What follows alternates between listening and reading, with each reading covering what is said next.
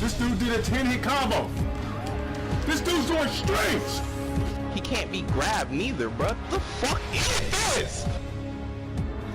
Man, I'm fucking. Oh my fucking god, dog! Where's the punish? I see many moves, hope to see many more. But in my city, it's be the envy, pinch penny or pity, poor pity, no mercy when loaded semis roll. When niggas bring them choppers like butchers knife to the cutting board. Flings don't last often when you fuck with these streets. Affairs off in the coffin, up you popping shit's creep. Popping off if you see, finger itchy as wool. And only fix to the problem is your alliance with tools. And that's the science of fools. Things stuff nostrils, they build a bear. Lost visions of youth, they go to visit, no buildings there. Pop bottles and pour half of the homie, the other straight to the head, hoping concussions will numb me from the pain. My conscience on Novocaine into a bottle saint, then pass the shot of your drink like drink. She wanna feel my pain, she got something to ease it. Her hair snatched back, said release it. She say I'm there for my nigga, do what it do. Tonight inside the margin till your stress is removed. She wanna feel my pain, she got something to ease it. Her hair snatched back, said baby go release it. Release it. Release it. Release it. Her hair snatched back, said baby go release it. It's time to release stress. I don't worry, I just scroll through my phone to see who I can undress. She's a quick hit and got them freaky habits. About to murder it and I ain't gotta shoot or stab it. Low key, she barely even knows me, but that don't stop her from leaving me them dope keys. She know what I want, nothing to talk about at 3 a.m. Ain't nothing open but legs and Waffle House. Gone off that Hennessy. She took her clothes off, drunk as two backward bees. All I see is double D's. She down on them double knees with her tongue all over these, looking up like are you pleased? Right after she swallowed seeds. You ruin me, what you do to me? It's nothing else after this. Can't go back to nothing whack. It's gotta be as good as she. Play with me like I'm a wing. Sex me good then set me free. Looked at my phone, she texted me like come back, I want a round three. I'm there for my nigga, do what it do. Tonight inside the margin till your stress is removed. She wanna feel my pain, she got something to ease it. Her hair snatched back, said baby go release it. Release it. Release it. Release it. Her hair snatched back, said baby go Release it. As soon as I hit the door, it's a shorty read my mind. Alcoholics on hiatus, we unwind. And I find myself trying to make it through hard times. No felonies, parole till power steering control. Sex driven and stress lesson, please believe. Back snatch the weave, on the knees proceed to throw down till I slow down. You need to breathe.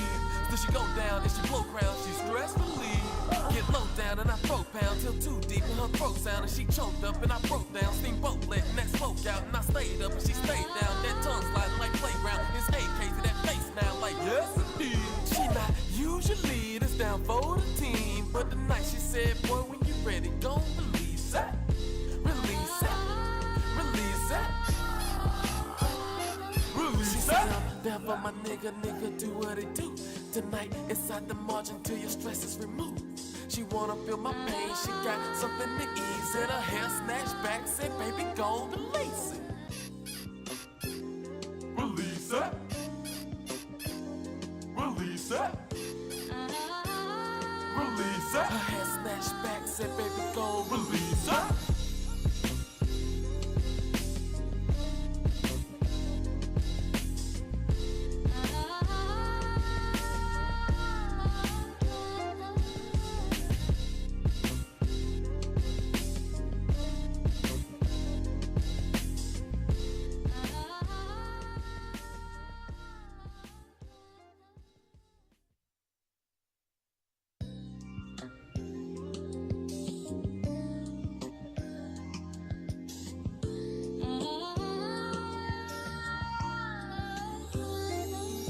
I seen many moves, hope to see many more. But in my city, it's be the envy, pinch penny or pity, poor pity, no mercy when loaded semis roll. When niggas bring them choppers like butchers knife to the cutting board. Flings don't last often when you fuck with these streets. Affairs off in the coffin, up you popping shit's creep. Pop popping off if you see. Finger itchy as wool, and only fix to the problem is your alliance with tools, and that's the science of fools. Being stuffed nostrils, they build a bear. Lost vision, so you they go to visit. No business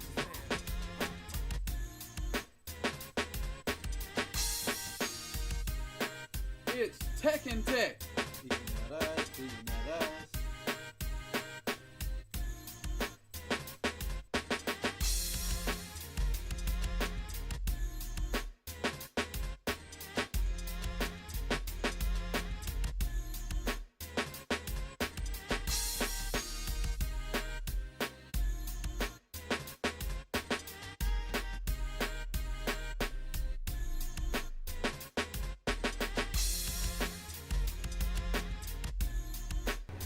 Yo, what's going on, y'all? Sorry about them technical difficulties, man. Shit been acting crazy around here lately. Welcome to Tekken Tech. It's your boy and my sizzle, man. And they gonna do something a little different, you know. Normally we do the characters. Today we're gonna do something a little out of the ordinary, you know what I mean? We're gonna talk about the psychology that comes along with playing Tekken, you know what I'm saying? Yep, you know what I'm saying? What's going on, Shy Guy, Melon Ball, and Iceman? What's going on with y'all, man? I'm gonna need a stress reliever after what's going on tonight. But anyway, glad to have y'all out here, man. We out here talking about none other than the psychology of Tekken. You know, how do you play Tekken? How do you get people to do what you want them to do? What is it that you're actually trying to do in Tekken that makes you the most effective? What's going on, Matt? What's happening with you? General, what's going on with you? So first off, we're gonna jump right into it, man. You know, normally we go through, we talk about what character we're gonna do and what we're gonna do with the characters, but today that's not gonna be too necessary, you know what I'm saying? Hey, what's going on, Ravens? What's happening with you? Today we're gonna be doing something slightly different than what we normally do. So let's jump into it, man. The first thing we're gonna talk about is really what is the psychology of Tekken. I mean, what in Tekken really should you be looking to do? You know, what are the important things in Tekken? Well, one of the most important things a lot of people, when they get to a certain level, they have a question about, you know, tier lists. So let's look at the tier list, right? This is a tier list done by Speed Kicks. That opening video by Smooth Ambitiousness, y'all need to go check him out. He always got some salty compilations, funny stuff. Y'all need to definitely go subscribe to him, check him out. He got some good material. But this right here is a tier list put out a while back by Speed Kicks. What's going on, Panther? And Dylan, what's happening with you? Glad to see y'all in here. This was put out by Speed Kicks, and it's talking about top tier, the SS class, the S class, I guess the A class, the B class, and then the C class. And a lot of people, they have questions, you know. Yeah, he did update it, but I couldn't find it. If y'all do have a link to it, maybe we'll go to it, but it's not so much who's on the tier list, more so what a tier list involves. You know, what does a tier list really mean? Well, if we look up in the top area where the SS is, you got Devil Jin standing all by himself. And that's because he has a lot of access to a lot of good shit. Very, very, what's the word? Not randomly. What's the term I would like to use for that? It's in reach at all times, you know, very accessible. Always gets the forces mixed up on you. Gets to create situations, what we'll talk about today, that create high stress content. You know, and really, when you're dealing with Tekken, what you really want to be doing is creating stressful situations for your opponent. Not so much for yourself, obviously, but we'll even talk about how stress can be good for both you and your opponent. A lot of people don't really know, but stress is not always just a bad thing. A lot of us might look at it and say, Mike, you know, how the fuck could stress ever be good? I mean, I just couldn't imagine that junk ever being good. Well, guess what? It happens to be a case. You actually can have good stress, and we'll talk about what good stress is when we get into. Yeah, that's true. Yeah, it definitely limits the game plan of the other opponent. His mobility is real good. He really doesn't have a downside, really. That's what puts him up there in a tier of his own. Then you got the next class, who pretty much do what he do, but not as good as him. You got the A class, which is, in this chart, pretty much the A class is almost mid tier. It's like upper mid tier. Then B class is like mid tier. Then you got C class, which is pretty much ass tier, I guess. But in this game, a game like Tekken, nothing's really ever ass tier, because once you learn what we're going to talk about today, you could pretty much take any character and rival the best character on the game, provided that you follow basic principles and you apply these rules that I give you to, that you can go ahead and take out there in the world, make them your own, do your own thing with them, obviously. But I'm gonna show you how to get to that point.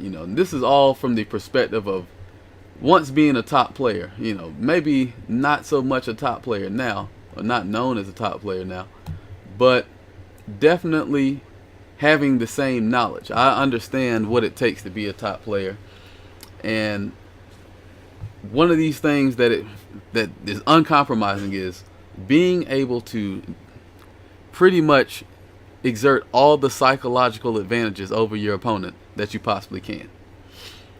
Now, we're going to talk about something that it's going to seem like it's a little bit of class-like. So if you're not into learning too much, you might not want to be here. But I really want to get driven in. I want to drive it home to the viewers.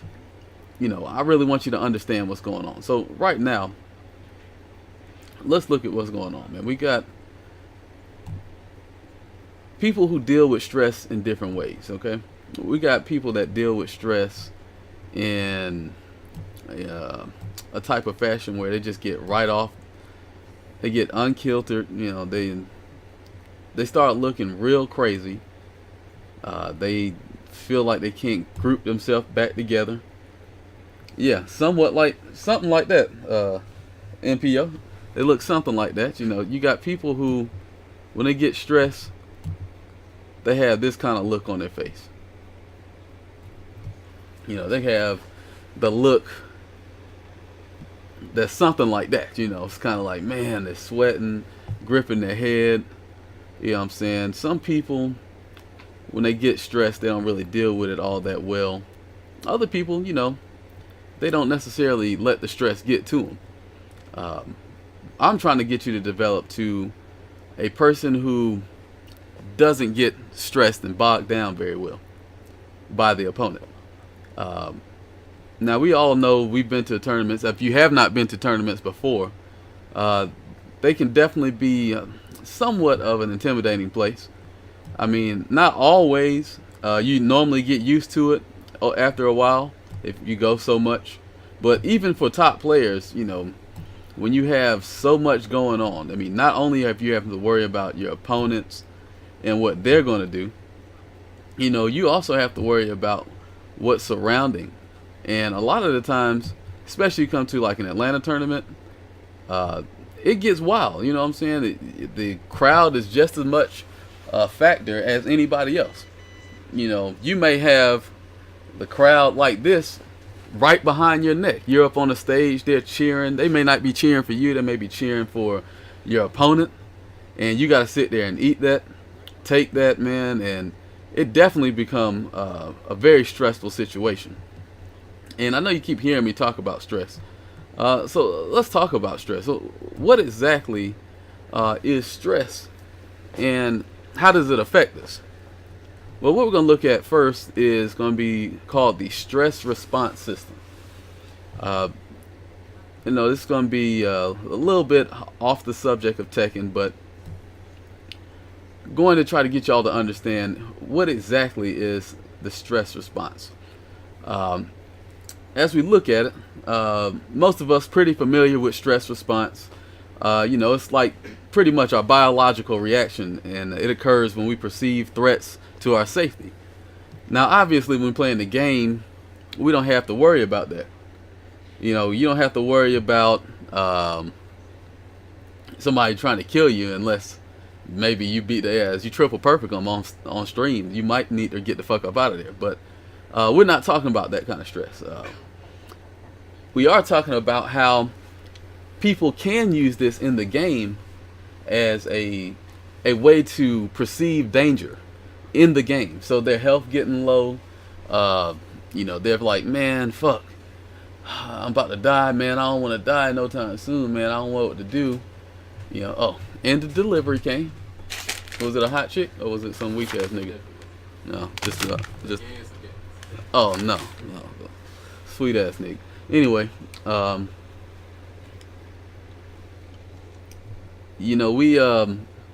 we think about it, and the stress response normally, it stimulates a neurological response in the brain, and that stimulates the release of hormones that travel from organs to the body, and they help us respond to the danger.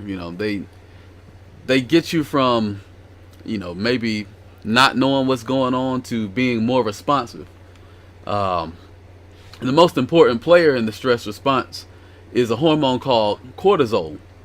And cortisol, you can see how it goes from your adrenal gland, which pretty much how our adrenaline gets to pumping when we're feeling like we're out of shape and shit, or we feel like something's going on, and we feel a little anxious. Well, our adrenaline gets to rocking. And for the most part, that really is the stimulator. It's a powerful hormone. It causes dramatic changes in many organs and systems of the body. It's also called the stress hormone because it increases the heart rate, the blood pressure. It stimulates the stomach acid while decreasing overall digestive abilities, and causes skeletal and muscle tightening. So when you really got somebody's back on the ropes and you're playing them in Tekken, you want to do your best to make them feel all of these things while they're playing you.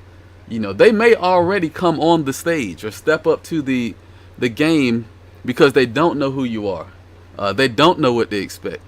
It's high stakes. Their stomach is going to be goddamn really getting tightened up. They're going to feel like they got the shits, but they can't shit. You know what I'm saying? They might not be able to do their combos because their fingers cramping up because their muscles is tightening, and they really don't have no idea what's going on. The fingers sweating, hands sweating and shit. Got these motherfuckers goddamn sliding all off the controller. Just your mere presence of being in a tournament setting with all the motherfuckers behind you. That right there in itself could be the undoing of a person before you ever even press a button. Just imagine, you up there and you playing the damn game and shit, and you got this much health left. You got a little bit of health. Motherfucker's about to put you out. You know what I'm saying? He's about to goddamn put them hands on you. And on top of that, not only are you fucking around with the goddamn low health syndrome, but you also got all these motherfuckers right here cheering and goddamn pushing forward for their homeboy, hating the hell out of you. You know what I'm saying? You out of town, motherfucker. Nobody cares about your ass. They only want to fucks with the nigga who they know. Definitely will have you feeling all kind of fucked up, have your face looking real tight, something like that. You know what I'm saying? You won't want no parts of it. And in actuality, the same thing could be happening to them, and you would never know. Because what if they're the out of town person? You know what I'm saying? What if they're the person who's got to fuck with this shit? You don't ever want to be in that situation. What's going on, Mr. Annual and Son Negroku? What's happening? Glad to have y'all in here. Toto Bola. I ain't see y'all. Sorry, just now checking y'all out, man. But yeah, we have to think about those things. All that stuff is going through people's mind. And that's before you've even touched the controller. Now, the question is, how does this work? How does our mind get to this situation? And ultimately we're going to get to how do we control that. First, our stress is a primitive and critical mechanism that works whether we want it to work or not. You know what I'm saying? Whether we're aware of it or not. That our situation is stress is going to make itself work. If you think about it, how many times you think you've flown out without you thinking, and you grab a rail, or I'll give you a better example. Imagine you fall down, right? And you reach out, grab the rail, and you didn't even think about it, and you just grabbed yourself, and you kept yourself from falling down, right? Well, guess what? That was a response to your stress. Or imagine you bolt straight up out of your sleep, with your heart pounding, your eyes all wide, your breath fast, your skin tingling and muscles tightening, wondering what the loud noise was that you wasn't so sure that you heard. You know what I'm saying? You weren't sure that you even heard the shit, but it sounded like you heard some shit, and you woke up thinking like, fuck, what the fuck is going on? Man, my heart beating, man. Come to find out, it's the cat downstairs to knock the fucking pot over. You about to go kick Garfield up out the house, and all because you were stressed. Really, that goes so hand in hand with Tekken, and you really wouldn't think about it like that. But there are a lot of times, like when you just do that hop kick out of nowhere, it's like, man, fuck it. I didn't know what the fuck to do. I fucking hop kicked. That shit won me the round because I was stressed. Now, obviously, that's called noobing out. And I wouldn't suggest that you just make a lot of stressful decisions. But what you want to do is put your opponent in those situations, so they have to deal with those stressful situations and make those types of reads, or go ahead and noob out and wish for the best. Now, while our neurochemical stress response is critical and effective to helping us survive danger, it can also get us into a lot of trouble. Hence, doing a hop kick and nobody's home and you get your ass launched all the way the fuck up out of here for the rest of your goddamn life. We have the same physiological stress response for external dangers like grizzly bears, speeding cars, as we do for non-physical dangers like public speaking or playing Tekken. Maybe even fear rejection of a chick turning your ass down when you really wanted them guts.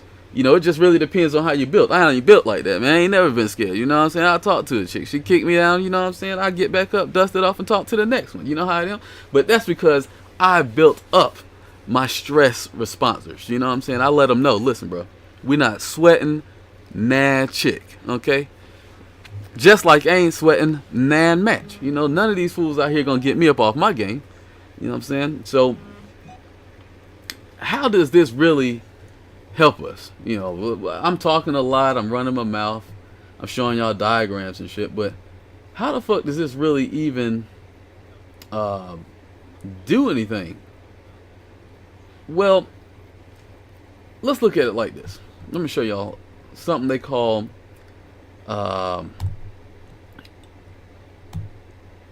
the arousal curve, right?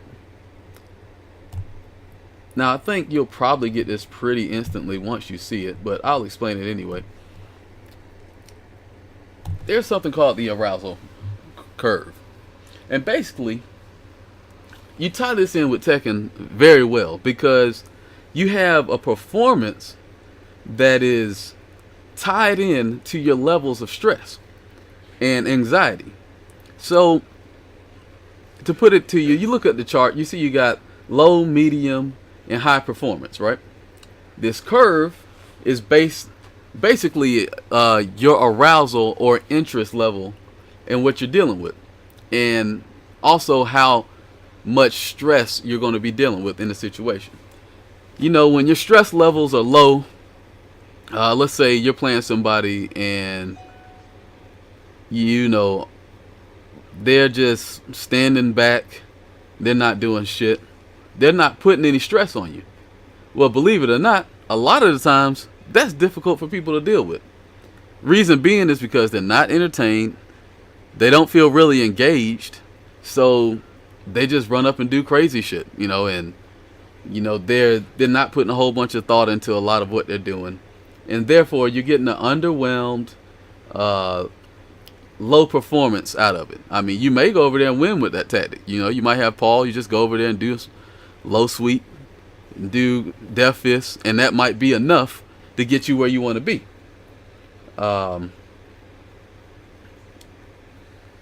Okay, that's what's up. Sarcastic, overly sarcastic. Okay, then you have medium level, which is interest. Now, if we think about that in Tekken terms, that's when you got somebody who's got, a little bit of movement. You could tell that they know the game a little bit. They might punish something you do. They might not punish it the hardest, but they're going to punish it. You realize that, okay, this is not like some simp. It's not a noob. This is somebody I got to kind of watch out for what they do. It's nobody I'm just going to steamroll. Then you have performance, which is the most peak level of stress you want to be at, where your senses are completely heightened. That's where you have been stressed to the point where it's not affecting you negatively yet, but instead it is causing you to put all your mental facilities at work. This is what you see when you see a lot of the Korean players, or you see just top players here in America, or even if it's not top players. When you meet somebody of your own caliber, and you get into those situations where it's like, okay, he knows just as much as I do.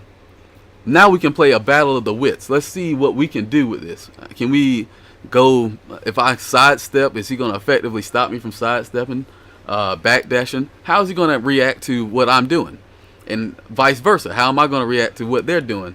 And, it makes for some of the best types of Tekken. When you're in your high performance, elevated stress levels, but not to the point where it starts to really get stressed on you. You know what I'm saying? So more so, you want to get aroused. And I know we're not talking about aroused for the goddamn for the kitty. You know what I'm saying? We ain't talking about trying to get no draws right now. We're talking about having your interest aroused. Now, once you get to a certain level and you get to that high performance, some people can only go so far with that high performance. Some people don't know how to stay at that level and maintain. Actuality, what is happening is those people, they start to then taper off. And as they start to taper off, they start to lose that ability to build excellent performance and have peak physical and mental capabilities. But instead, they start to fall into what they call the stress zone, where it becomes a hassle to have to deal with this person's high performance over and over again. It becomes a stress to have to sidestep and sidewalk and properly backdash and properly punish. All of these things start to wear on your mind. And then as they start to wear on your mind, well, listen, you're not going to be garbage at every line, at every level. You know what I'm saying? Nobody's garbage at every level. Unless you just never played the game before. And then you're not even going to get to the high levels of peak performance, because you won't even know that the levels are any. You won't know when somebody's good or sorry. You just know that you're sorry as fuck. So that's how you deal with that shit. But as people start to taper off, and I'll give you a good example. There's a lot of times where people will play me, and it's not that they don't have any idea what's going on, because I teach a lot of people Tekken, and they come over the house and we learn, and there's a lot of close matches. But there's the difference between a close match and a match that you won is how you're able to deal when the stress is starting to rise. When your health gets low What are you doing? Are you trying to just find any way out? Are you going to freeze up and let me do whatever the fuck I want to do? Some people get so anxious that they just lose all control. And then once they become anxious, they either start doing moves they have no business doing. They start attacking out of frames that they cannot move out of, and then taking a lot of counter hits. And then what really happens is they get scared, they panic, and even when they're in the chance to win, you know, right, they might be about to kill me, and they take me and put me in this long ass combo, and all they got to do is do the combo ender. But guess what? They're so afraid that they choke, allow me to get up, hit them, punish them for their whiff attack, and I win the match. And that's all because their arousal level has surpassed their point of highest peak physical and mental performance, and it slid all the way past the stress zone into fear, panic, and choke. So let's look at one other thing before we get started on the actual tech, and I start showing y'all some of this stuff. This is called the transition curve, and this is pretty much how a flow of Tekken matches normally tend to go. So you start off with uninformed optimism, meaning you don't know what to expect so far, but you just know in your head, like, man, I think I got this motherfucker. You know what I'm saying? I think I'm about to get it. What's going on, Abstract? Appreciate you jumping in here and watching, my G.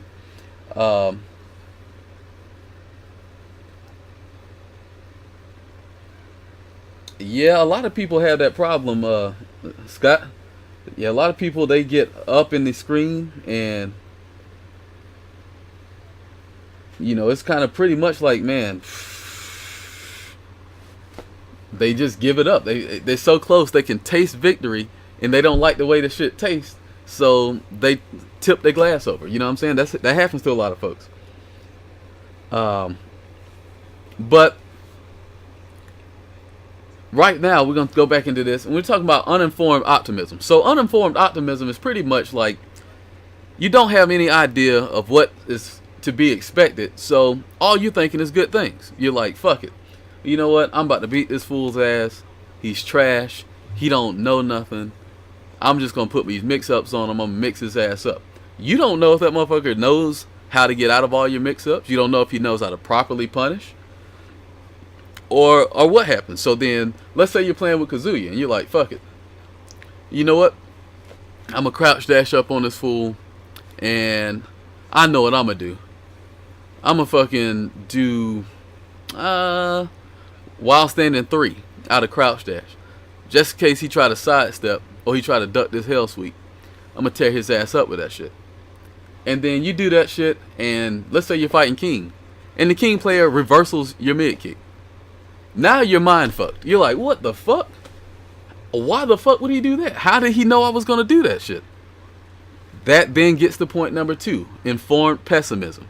Because what happens is, okay, now you realize, okay, this motherfucker is not playing no fucking games. You know what I'm saying? I don't really want to fuck with this shit. I don't know what to expect out of this motherfucker. This motherfucker might beat my ass. How does he know what I wanted to do? How did he know that shit? So then you start to get a little pessimistic about the outcome of the match. And you're like, man, I don't really want to fuck around with this motherfucker too much. But that's when you get to a crucial point, and that's the crisis of meaning. Because at this point, point 3, crisis of meaning, you could take this to mean 2 things. If you're looking at a Tekken world, you can look at it as, okay, fuck it, this motherfucker is wild, and he's willing to do stupid shit, like try to counter a wild stand, a mid kick. This motherfucker could counter nothing else but kicks in that situation, and they counter the kick. Okay, this motherfucker's wild. I got something for his ass. How about this? How about I crouch dash up and don't do shit, and see how this motherfucker reacts. And then you can go from that point and start going right back up to no longer being uninformed with your optimism when they try to do something crazy, like, I don't know, do another counter. Oh, this motherfucker thinks he can counter everything. I'm just gonna hell sweep his ass. Oh, he whiffed the counter, I'm gonna electric him. Now that I know this fool is an idiot and thinks he can just counter everything, I can play that against them, and then there I have informed optimism. Now the coin is back on my, I was flipping on my side. You know what I'm saying? This shit is back on heads.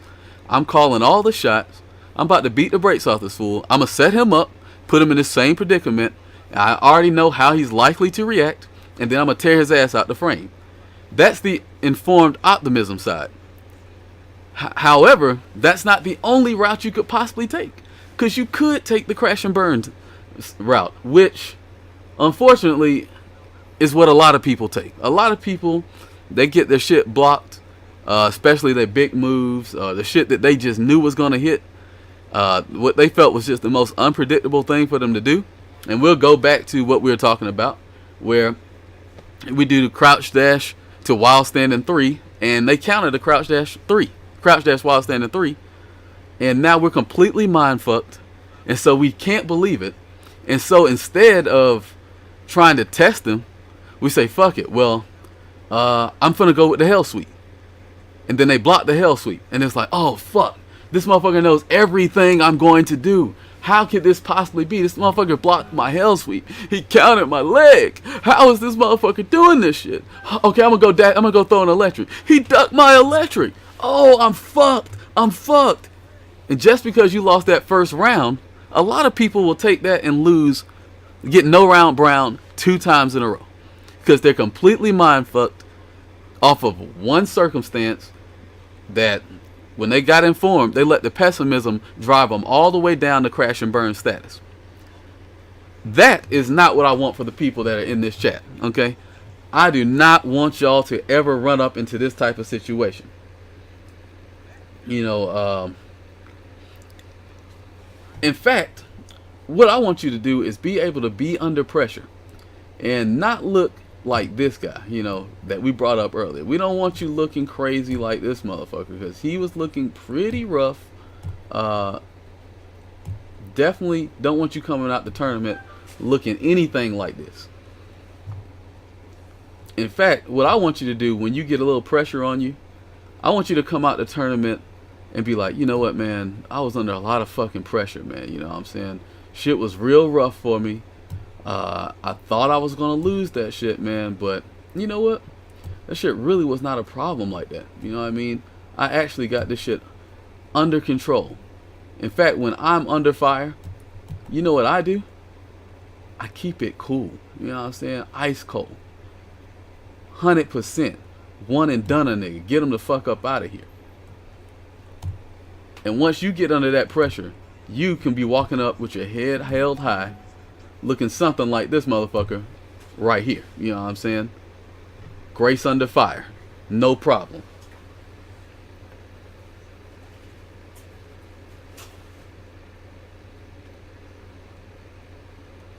And see, you want to look like this, you know, when the fire is on that ass, you just be like, fuck it, man. Let me finish drinking my goddamn coffee.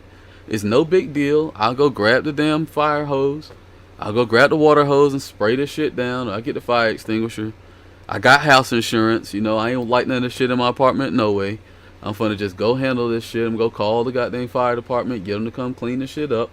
Get my goddamn, I'm gonna get my damn insurance claim up and jumping. I'm gonna get me a fire-ass car with this shit. I'm gonna get me a new house and a bad bitch. You know what I'm saying? That's how I want you to feel about being under that pressure. I don't want you to have any kind of doubt. I don't want you to feel like any of these motherfuckers you done seen. I don't want the crowd to get to you. I just want you to be able to really do what it do when it comes to fucking around with that good shit. Now, hopefully I've taught you a little bit of something. Now we're going to get over here to the actual game so I can show you how this shit is going down. Oh man, I didn't even see all the people that just joined. Appreciate it. Meth Addicted Unicorn. All of y'all that just followed or subscribed, make sure you stay till the end. I always have something special for our new subscribers and all of the new people that join. You know, welcome to the realm of real ones. You know what I'm saying? I keep it all the way real, 100 with them. You know what I mean? Let's check this out right now. We're going to go in here. And y'all know I'm a King player, so it's best for me to show you some stuff with King. But I'm showing you situations that really apply to any character. We'll probably go through a whole bunch of different characters. Definitely get all this shit jumping real quick. Like, let's see what we got going on here. And it's just gonna be me this week. I don't really require anybody with me to show you this kind of stuff. Y'all might even learn how to use the practice room tonight. I know last night I was practicing for KIT. Had a few people watching. They saw how I get down. Let me see. Who didn't make an appearance yesterday? Let's get that boy Farmer Joe. Farmer Joe King.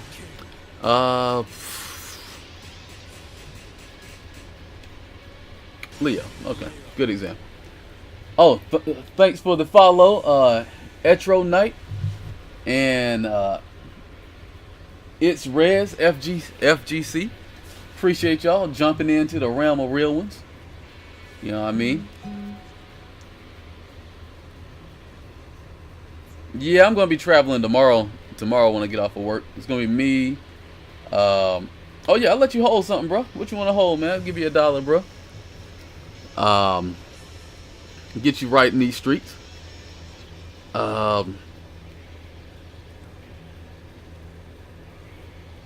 Let's see where we want to go with this. So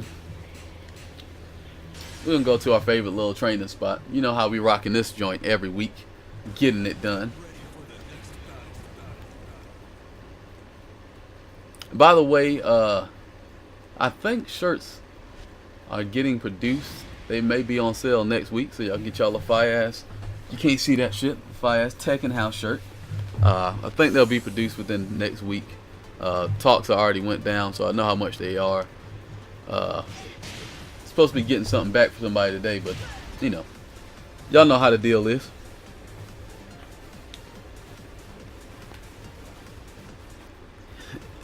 Indeed, indeed. Hopefully everybody getting them a shirt, man. So let's talk about this, man. When we talk about psychology, there's a lot of things that you have to deal with when you're dealing with Tekken. There are a lot of layers to the psychology in which you can use. A lot of people just think that Tekken is about, you know, high, mid, low. Jackson 987, thank you for the follow. Welcome to the realm of real ones. Oh, you want that shovel to come up out there? You know what I'm saying? I don't even know how you do that shit. Oh, there you go. Blow! Bust a nigga in the noggin. Anyway.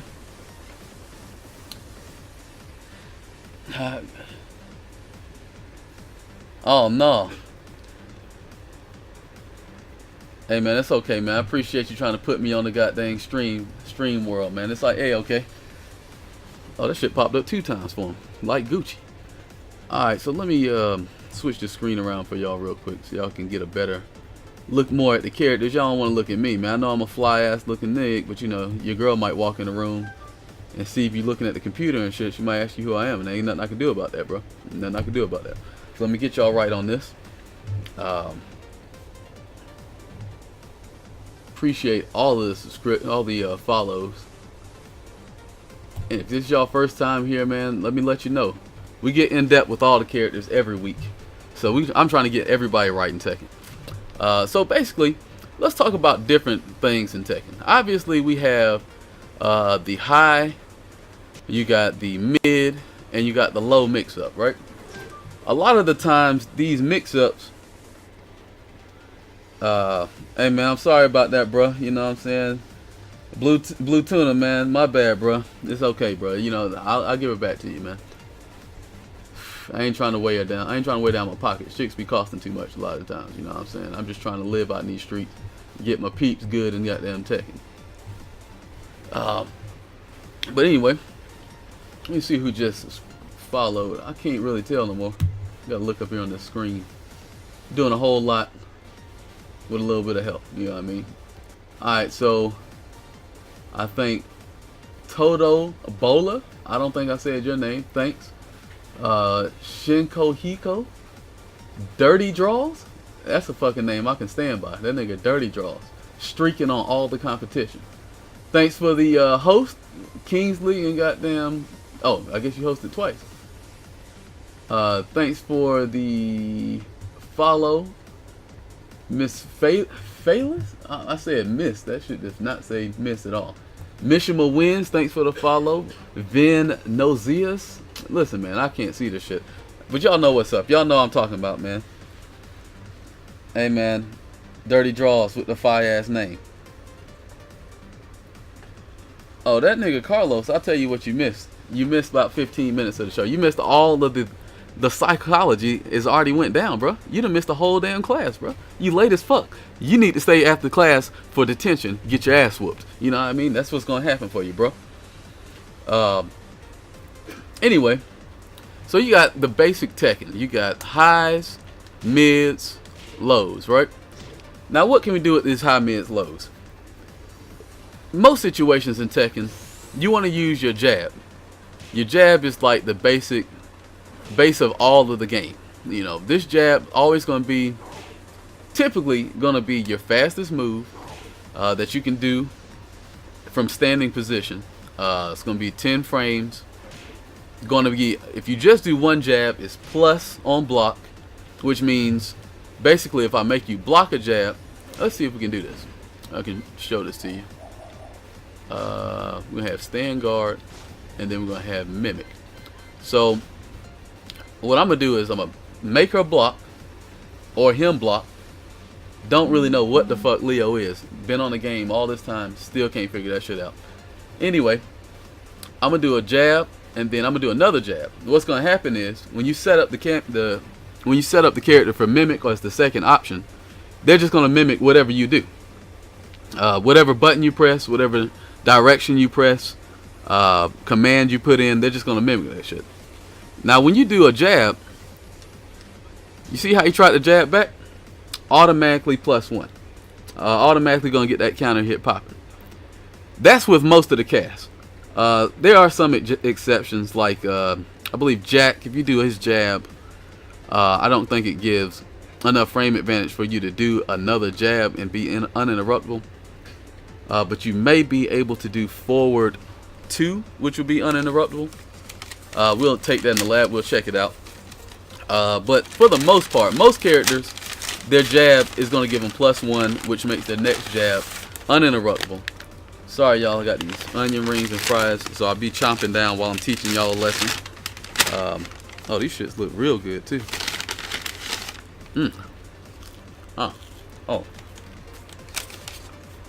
Oh, that's good shit.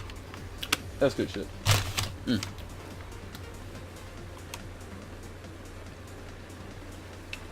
I have not tried Tekken Bot. I need to get it put in there.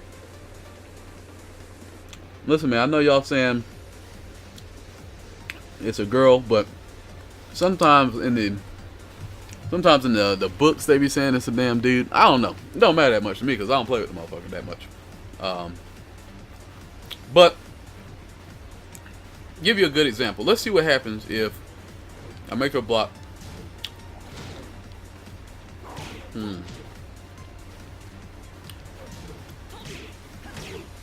Block. Oh. Okay, so you saw what happened there. She got a 14. No, she got a 13 frame down forward 1.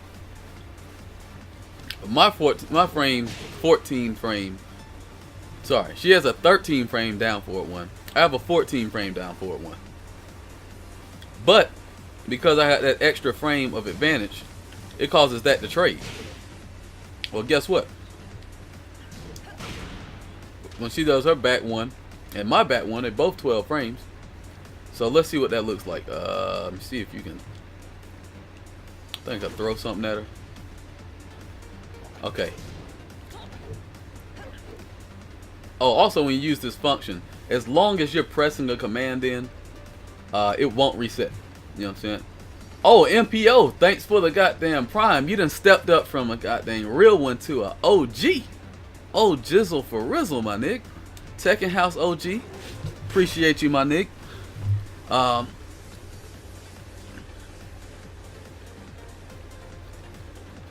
Can you explain Magic 4 to KOG in the Discord?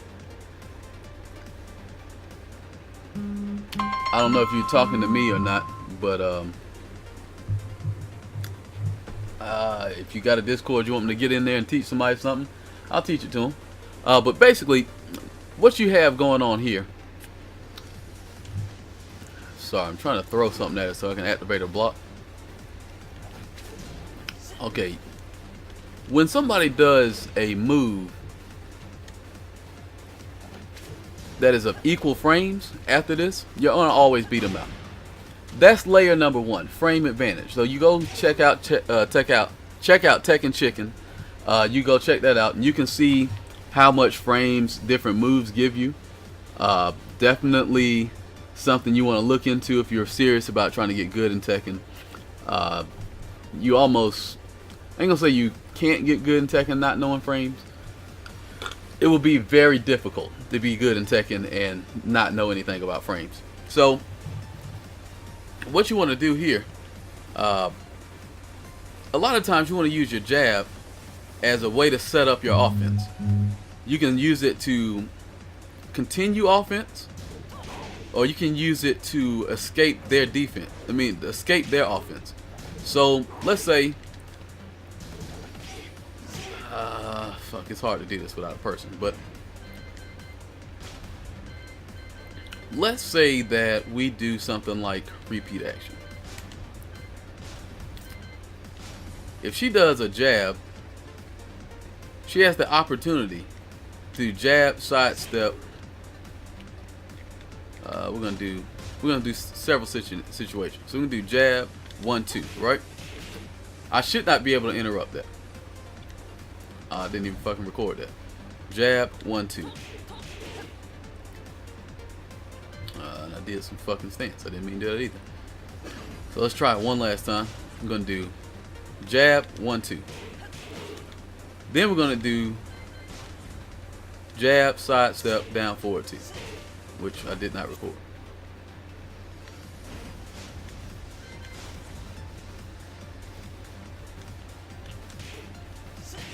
Alright. We're gonna do a jab to a mid, which is 13 frames. So then we're gonna do a jab to a high crushing low. It's gonna be okay. I don't even know if that high crush. Is that high crush? We're gonna find out.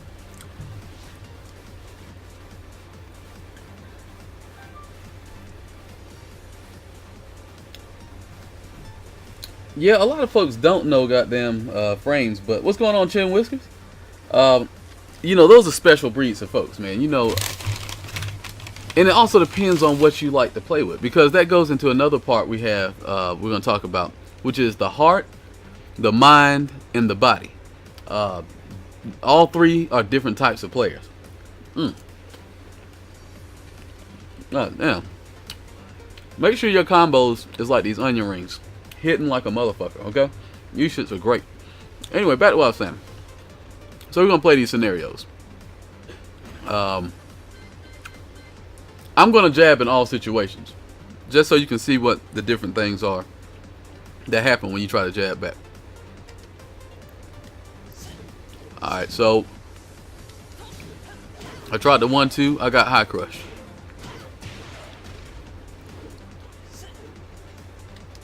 Okay, I tried the jab. It gave so much frame advantage, I couldn't even beat the down forward 1 out. Let's get that shit back over here in the middle of the street. Okay, let's try that. Can't beat out the jabs. Can't beat out the damn down forward 1. Can't beat out the fucking sweep with a jab.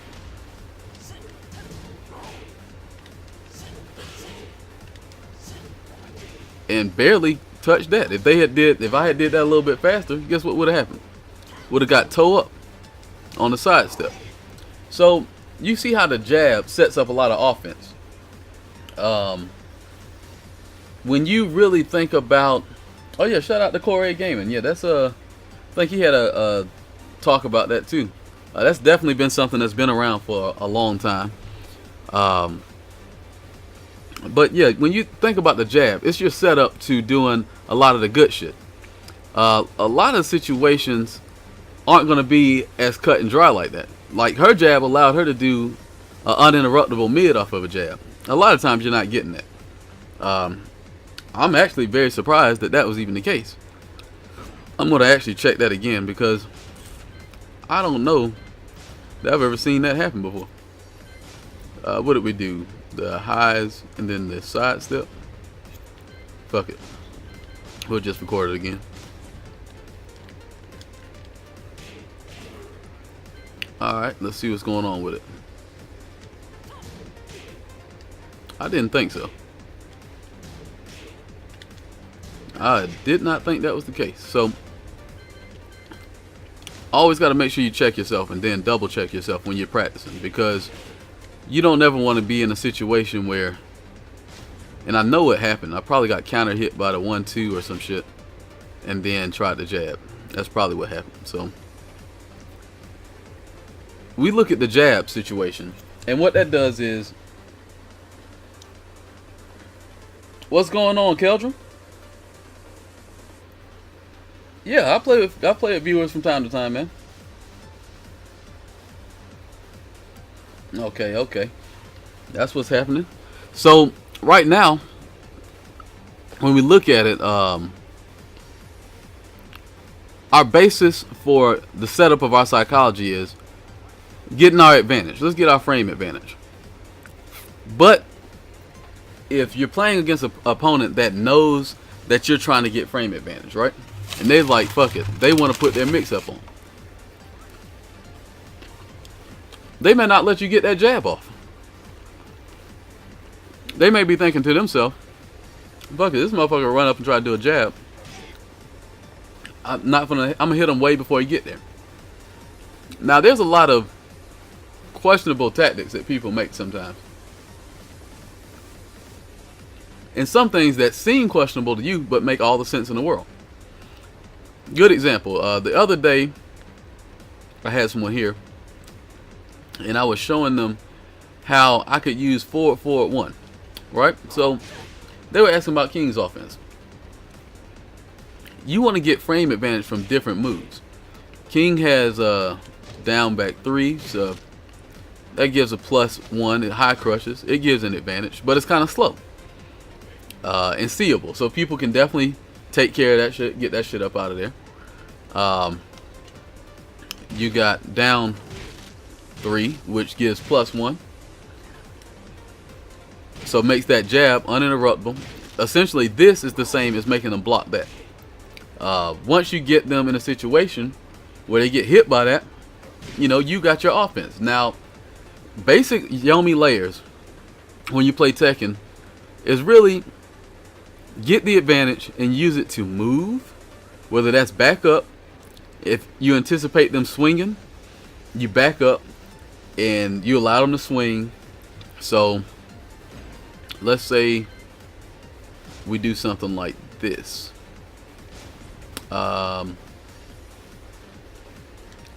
Jab, down forward 2. Let me do jab 1, 2. That's not a good idea. Alright, jab 1, 2, down forward 1, right? So let's see what happens here. Now you saw how I use my advantage to back up.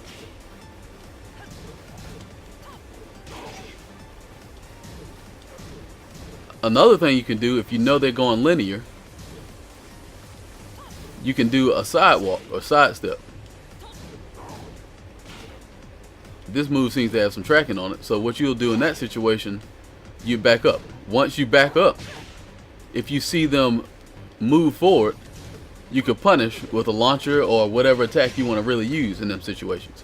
And this is not just King specific. I mean, other characters even have better situations, that better launchers, they can reach from further away. Other things that you can do is, if you know that they're probably not going to give you the time back, or you think that, oh, they're going to jab and then they're going to try to use that frame advantage against me. Well, guess what? I'm going to goddamn bop. I'm going to duck that shit when they try to go for another high. which would be something like this. They try to get that advantage, and they want to use that against me. Well, then I correspond by doing, I could low jab, or I could duck them and punish them with the big shit. Now, once you get people realizing that, okay, this motherfucker is looking to duck me, you know. And there's so much in Tekken. This really could be like a multi-part gaming session. But we're going to talk about how to deal with frame advantage and highs, right? So when they go to have the frame advantage, the way you can play these games are you want to block the frames, you could duck the highs, and you want to give them the maximum punishment. Reason you want to give them maximum punishment instead of just stopping them, I'll give you the reason why. Let's say they keep trying to harass you with the frame advantage, right? You keep trying to swing, you keep getting hit, you know. Oh damn, I'm trying to swing back, I can't swing back. Fuck it, he gonna try that shit again. I want to deter him from ever wanting to swing. So what am I gonna do? Oops, shit. I'm gonna hop kick the fuck out this motherfucker. Get me a combo. Well, I'm gonna do my wild rising move. I'm gonna get me a long ass combo. And then next thing you know, pretty much when they got them playing with too many toys, you tear their ass up. Tell them to put that shit back in the chest. And really, you get that off, then it's gonna make them second guess if they want to go for that bullshit, right? But that's also gonna put you in a situation where if they're playing your mind game, now you can go and swing back on them, because they are not, when they get frame advantage again, what they're going to try to do is get you from ducking, or they're going to do something by, if they're good, they might back up and let you try to whip. So what you can do in that situation is, you know, I'm gonna go low, or I'm gonna jab back. If I jab back, and we just saw when they try to do their fast mid, when they try to do that to stop me from ducking their highs, guess what's gonna happen to them? They're gonna get punched in the mouth. Hell, might get a counter hit if I know exactly what they're trying to do. I might could sacrifice a trade and get big boy damage off. You know what I'm saying? So now they have the question in their head of, okay, I can't just go mid and stop the motherfucker from swinging, because if I try to stop him from swinging, motherfucker's gonna counter hit me with jabs, or, you know, some magic four, some bullshit. So now I have the advantage, and I'm afraid to use my advantage. This is what kind of mindset you want to have your opponent in. That when they're in the advantage, they're afraid to attack. You want to make it to the situation be so that really it's always a guess. Even when you're the only person supposed to be guessing, they are second guessing themselves. Good example of this is when Dragunov does like a wild run in 2, right? Obviously, it's not your turn to swing. You should actually just be standing there taking whatever the fuck the nigga's gonna give you. However, you can put them into a mix-up by, you know, sidewalking. You can put them in a mix-up by ducking. A lot of people don't know this, but some of the easiest ways to kill people is people who have mid-high strings that are guaranteed on counter hit. Man, these fucking onion rings are delicious. Oh, you back one with Link? Listen, but even that has its drawbacks, because it's great until somebody thinks you're gonna do it, then they tear your ass up. Yeah, yeah. Anyway, oh shit. Hold on, y'all. Onion ring banging. Golly.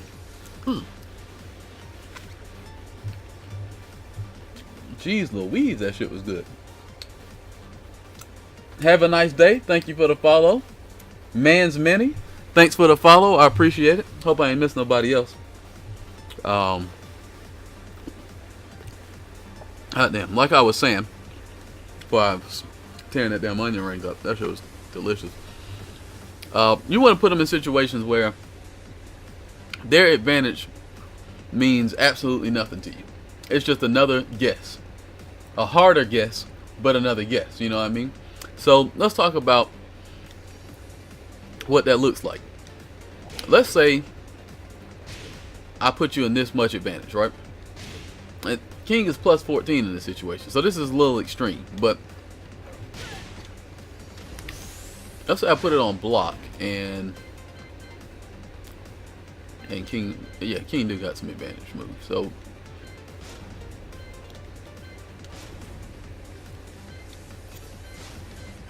all right, let's say I put this on a person, right? As we can see, I got the advantage, right? I'm beating out anything they're trying to do. Just killing them, right? How about when a fool runs up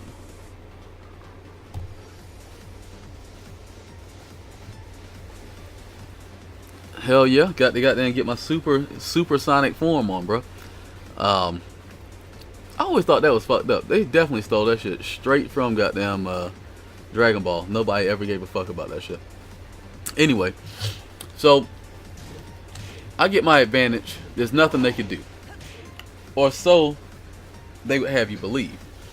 However, let's just do this to really give you a good idea of what I'm talking about.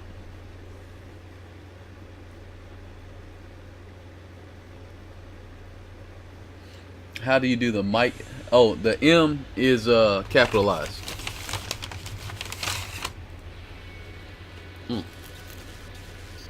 Oh, good ass rings. All right, so let's go get somebody like Dragunov. Know a lot of you probably deal with this shit. Damn, I did that backwards as fuck. It's alright. We'll work it out.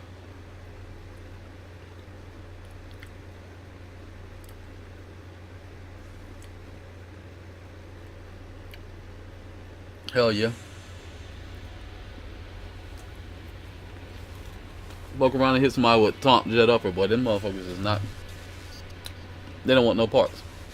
But some people won't believe in you, which is also another part of the psychology. Well, I didn't mean to do that. Well, it don't really matter. It does matter, because you only gonna be able to see the shit.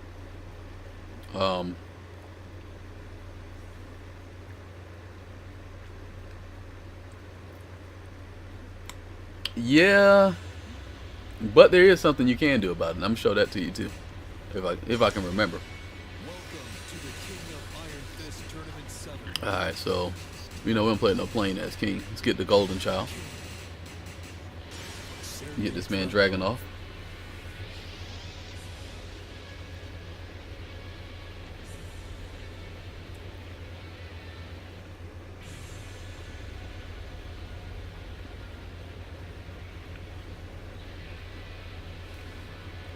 Hell, if y'all really, if you really fire, you know what I'm saying? If you really gross, you'll do taunt back 4 to the long ass blue string.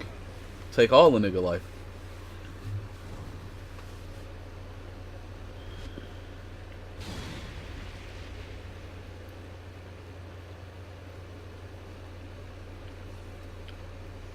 Oh, you probably can get right at him, Abstract. It probably shouldn't be no real problem. Once you get out the way of this shit, a lot of the times, getting out the way of it is already enough to fuck up the person's mental. You know what I'm saying?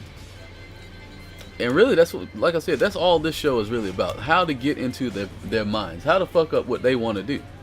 Because once you get somebody out of their comfort zone and doing what they want to do, then it comes down to basic Tekken. High, mid, low. Am I going to go high, mid, low? You know.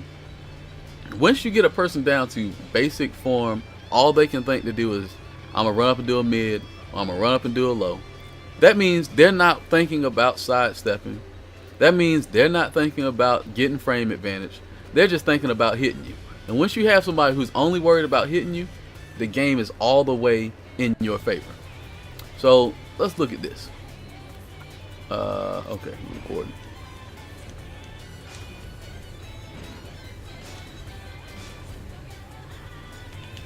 Oops. Man, don't I not have these? I don't have these shits. Why don't I have these? And I can do Shining Wizard. But man, I don't have them. Oh, there we go. Alright, let's record. Fuck. That was not what we needed. Was not what we needed. Golly. Only one nigga's trying to teach somebody something.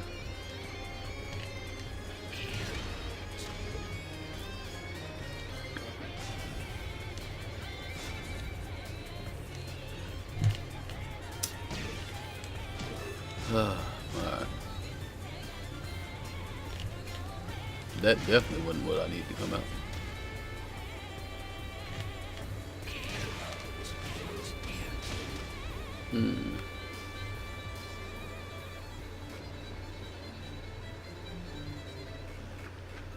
Oh, boom. Got them onion rings on point, bro. You know what I'm saying?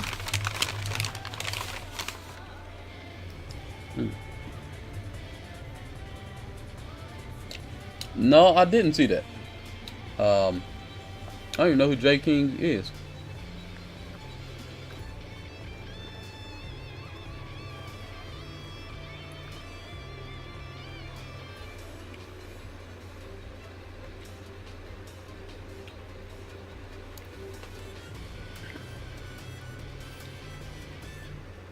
Alright, so let's try this one again. I'm trying to show y'all a few things with this.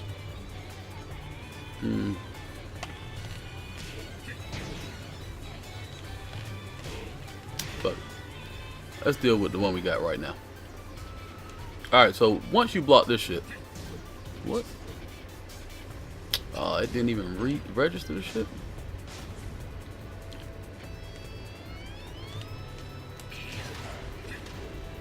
Alright. What I feel like that didn't. Alright, you see that right there? I can do nothing about that. I can't even sidestep, but I can backdash.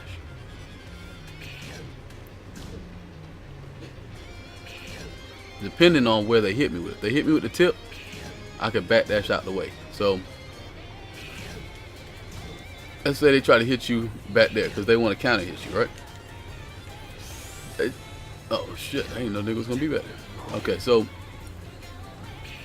if they do it from far away, you have a situation where you could punish them for doing the quickest thing they could do, which really is not even supposed to be your turn to swing. You know, it's not. You're not supposed to be moving right there, right? But they'll have a situation where, okay, if they're smart and they play this character a lot, they know that that situation is when they made you block from that far, they knew that you was gonna be able to get out of that shit by just backing up. I ain't like that. That didn't say punish.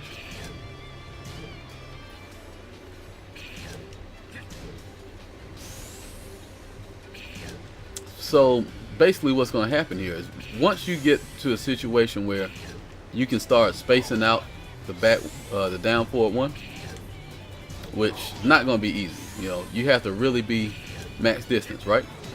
Obviously, they're not going to want to eat that.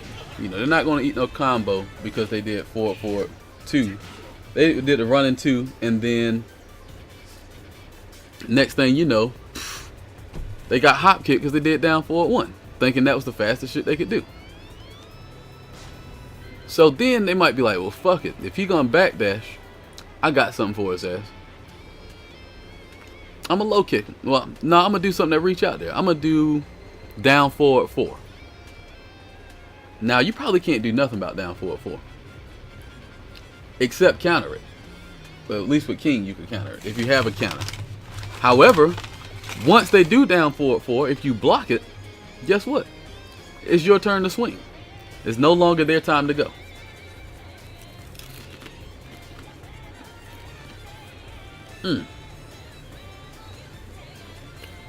Oh yeah. Oh yeah. Hell yeah, this shit is good.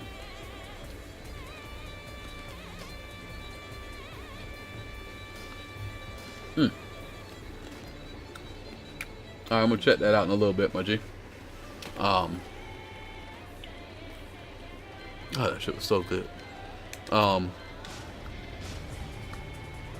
So once you get that rocking, right?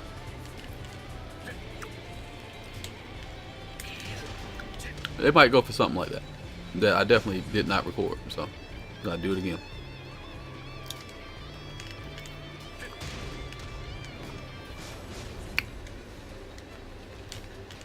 Ah, damn it.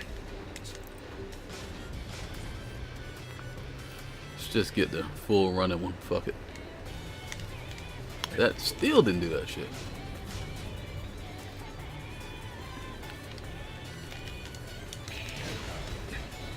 Alright, so we're gonna see if we can do anything about that situation right there. Because that's 12 frames extra quick.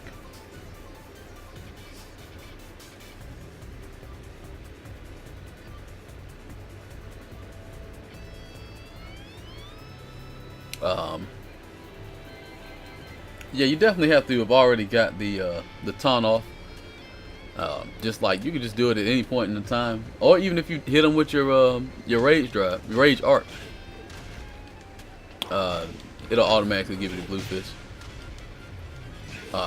So let's deal with this. That right there, not gonna be able to do nothing about it. Can't sidestep it. Kicks me both ways.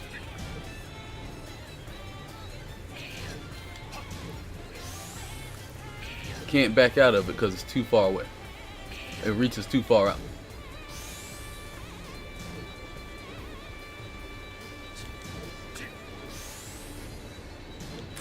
Come on. There we go. I can't even get away from this motherfucker fast enough. But you see that? I tried to backdash and it made me block it. Now, the situation you have there is, okay, now the motherfucker cannot do anything. Can't swing back. It's your turn to swing. Now what you gonna do? You could do a low, but that low is gonna put you at negative. If the low puts you at negative, or even, depending on what your low move is, now you got them ducking every time you do that situation. Every time they go for that bullshit, you hit them with what you can hit them with. You know, obviously this depends on the character you have. Some characters have things that reach. Other characters don't have that shit. But once you create these situations, it makes it where they can't do what they want to do. Now I no longer have to worry about the threat of somebody doing down forward 1, and then if they finish it, I get counter hit. If they don't finish it, they might go low and I get hit, and as they turn again, you know, you're gonna be dealing with all kinds of situations if you don't just limit them to doing the bullshit, right? Now, obviously, they got other things they could do. You know, you're not gonna be able to see all this stuff in the heat of the battle. So if you don't have the ability to see this stuff, oh shit, I'm tripping. Alright, let's get this shit rocking. Godly.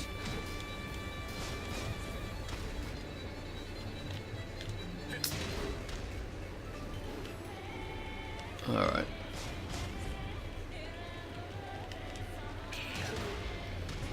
Not what I wanted to do. Alright, let's try this one more time. I said he go for the low right there, right? Now, you can respond to that low because it's not fast enough to stop you from doing what you want to do. So let's see what happens when we let this go down.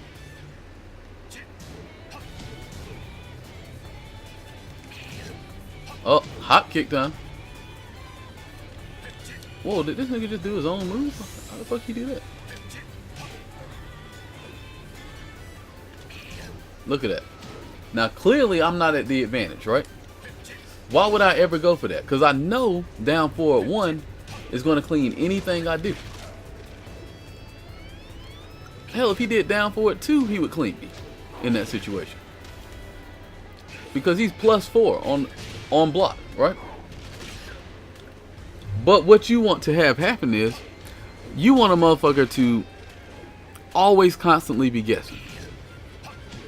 You want to make it as hard as possible to get them to not want to whore out the shit that they want to whore out. You know, so you could possibly sidewalk it. You know, that could be a possibility. But let's say you don't get a chance to sidewalk it. Let's say they catch you before you can sidewalk it. Man, this shit is goddamn punching me in the fucking mouth. Alright, let's say you don't have the skills to do that right there. Or you don't want to take the chance of sidewalking and get hit by something else. Bro, get the fuck up off me. Anyway, that's when you use this other psychology on them. You allow them to get the frames, and you negate what they can do with their frame advantage. Now, once they start realizing, like, oh fuck, this motherfucker's willing to hop kick, I got his ass. Here's a crucial part of psychology, but it's risky, right? Down forward 1, obviously uninterruptible. This shit got fries too, bruh. Amazing. Let's check this out.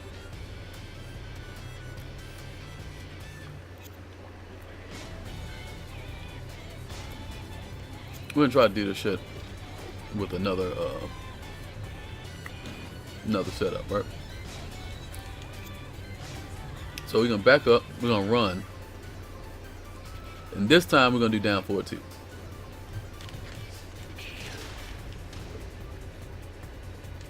And for some reason I did not record that, but boom.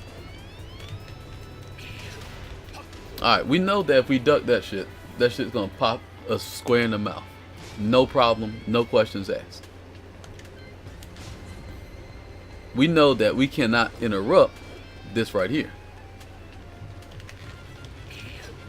Oops.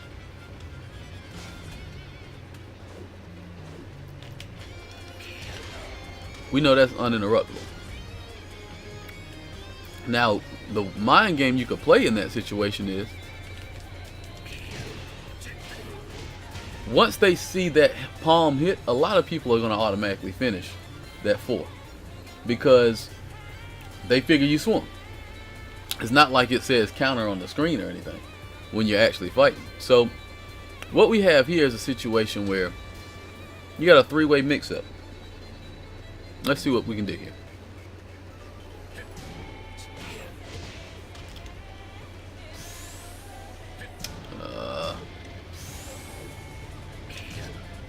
I tried to jab, I got my ass tore up.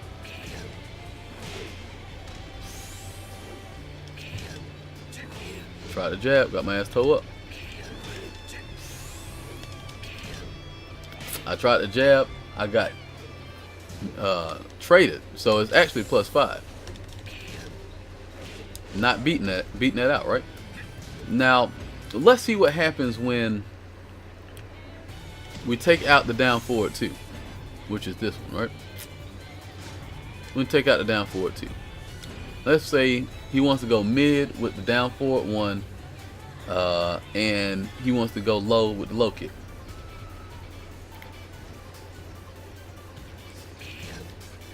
I obviously can do nothing about this. That shit is just gonna clean me 100% of the time.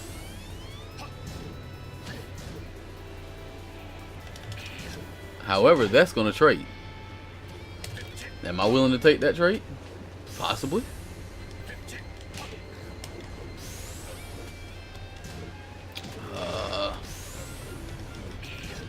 You know, possibly I'm willing to take that trade.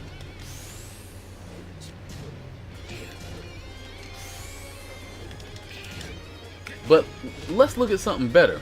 What if I decide that, you know what, I want to deal with two options and I want to get some nasty damage out.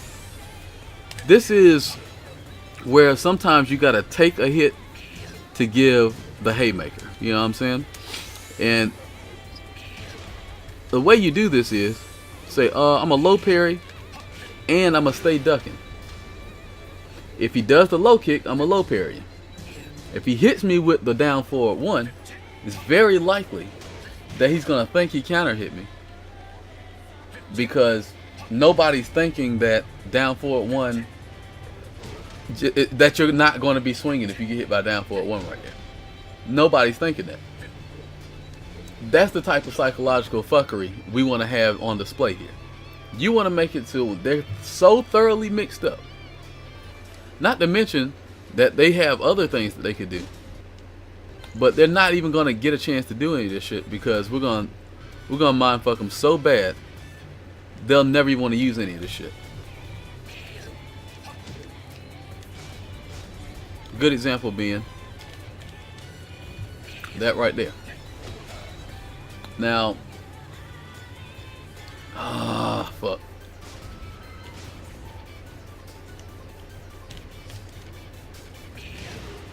Now, I'm sure you've had to deal with that before. All of us have. But what happens when we decide we're not going to deal with that shit? You know, I'm tired of getting hit by some shit.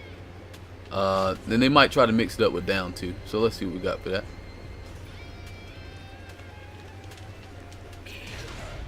Okay. Oh, fuck. Oh, man. It's been so long since I ran up in practice mode.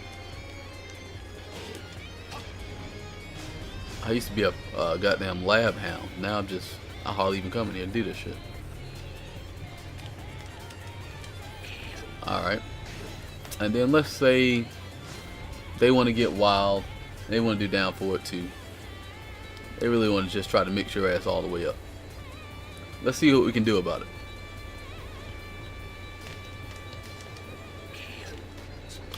Alright.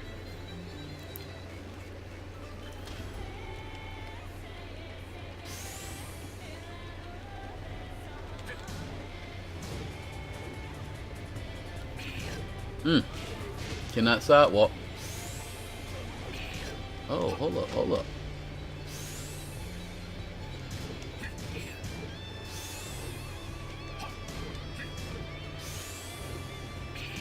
Can't duck it. It's pretty gay, right? Pretty gay shit to deal with. However, what if you limit their choices? What if you make it where when they do some shit, they pretty much always gotta do the same shit? Two sorry ass moves. Because if they try to do something big, you get behind them and kick the holy shit out of them.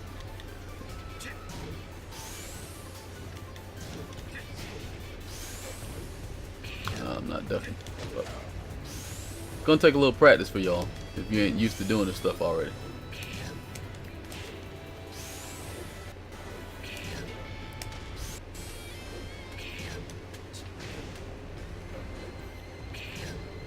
Ooh. It's actually a super gay situation. You got launchers that hit both sides. You got a low that hit both sides.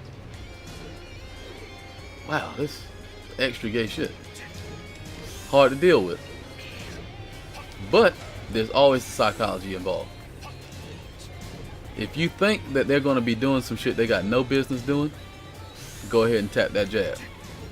You always want to, if you're going to test, make sure that you test with jabs or crushing attacks. Reason being, if you were going to get counter hit, it didn't matter what move you were going to do. You was going to get your ass counter hit, right? The reason you would do a jab is because if they're out there doing something they got no business doing, you're going to be beating them out. Like you should be. Oops. Like that. He had no business doing that hop kick. Got his ass jabbed for a combo. Now I have no business swinging. So if he'd have did down forward 1, I would have got my shit pushed in, and I'll be on the ground right now. Or if he did down forward 2, I'd be trading with him and on the ground, in the air, getting my ass pulled out the frame because I got no business swinging. But what do we have in those scenarios? A good ass onion ring. You know what I'm saying? Huh. Yeah, a lot of drags will do down 2. But guess what happens if they do down 2? See if I can get them to do it.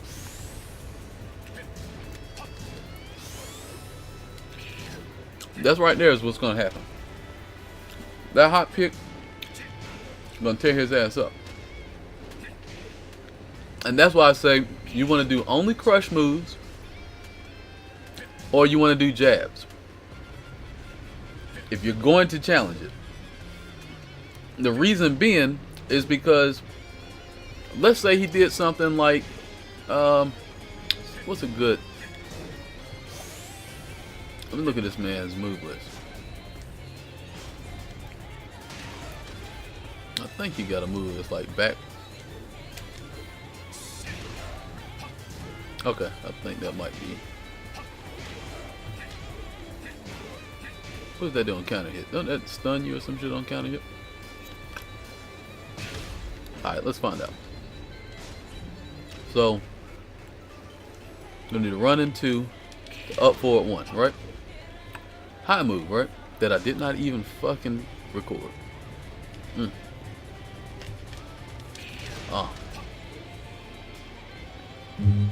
ahead and put that in there for the Hun done. We good with that. Now let's see what happens when we try to just jab all these options.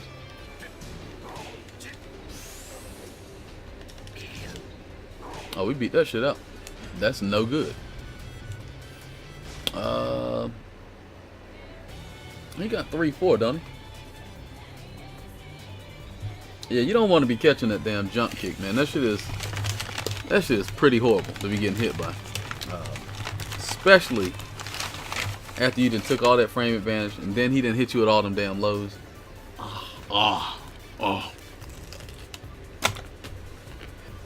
Shout out to Slyways, man. That shit is some great food. Anyway.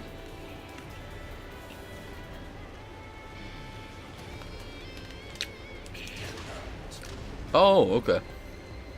There we go.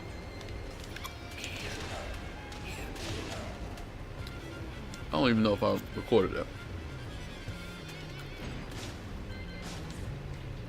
This right here, it should be uninterruptible. Could get you killed, right? If I ever record the shit.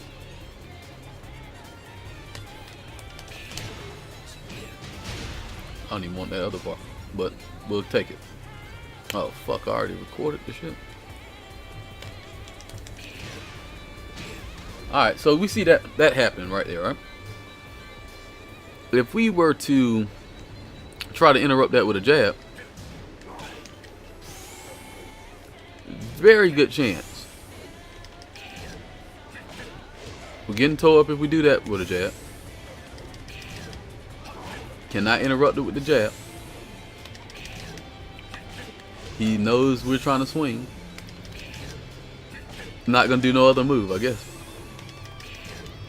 Oh, try that hop kick shit. Oh, cleaned me for trying to swing. But guess what I could have did in that situation?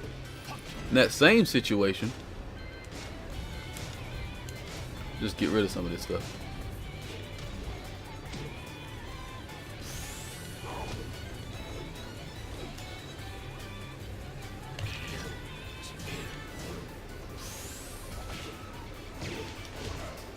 You can try to do a combo for real.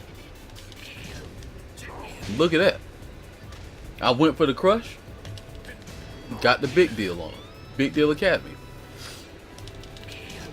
Now that is the ultimate in noob out, you would say. Like, why would I ever go for some stupid shit like that and get killed? Well, here's the reason. there really is no need for him to even go high right there. But sometimes people get greedy. They want them high counter hits. They want to really show you that you shouldn't be swinging. And they'll go for some bullshit. Well, how about they go for some bullshit and that's what you run up on with? Because you know what's going to happen if they don't do the bullshit? Let's say they did down 4 at 1-2. Well, I mean 1-4. Well, it's going to be the same thing as if you did a jab. Your ass is going to get counter hit and it's going to take the same damage. Where you run a risk is when they go for a bigger move that your shit would not duck. Like let's say they're up 4 at 4. Then your ass is in trouble because you're going to get toe out the frame by the up 4 at 4. But that is a move you could jab. So you really have to take into consideration what they're trying to do, what you're used to seeing them do. And like I said, you just really need to limit what it is that they want to do. Most good players are going to do stuff that is safe. They're not going to run across the screen with no 4 at 4 at 4. I mean 4 at 4 at 2 and then try to do down 4 at 2. Probably not going to do that. They don't need to do that. They got enough frame advantage to where they'll think you're wise enough to not swing. And they're not going to do down 4 at 2. They're very likely to do that hop kick shit or do a down 2. You can stop one. Oh. Let's see what happens if you try to hop kick the hop kick.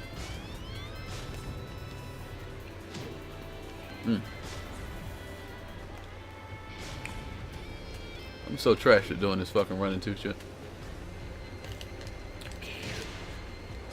Alright, we got it.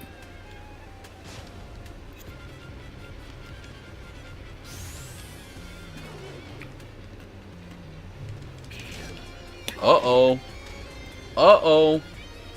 Look what we just did. We just shut down 2 fire-ass options.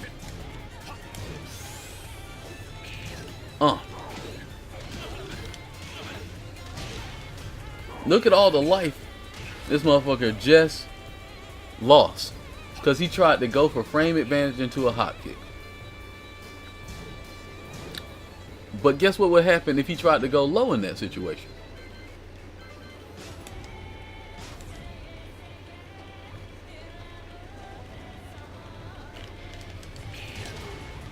That's right, y'all remember class. Y'all remember what happened in these situations.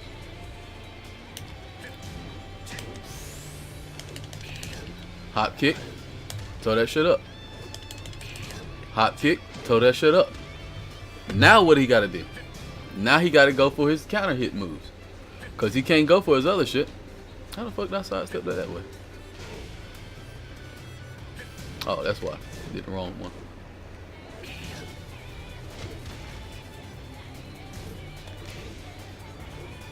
You also need to think about this when you're playing a game. The side that you play on matters a whole lot. It matters more than you think. Let's say a situation like this right here, where I'm getting hit by down back 2.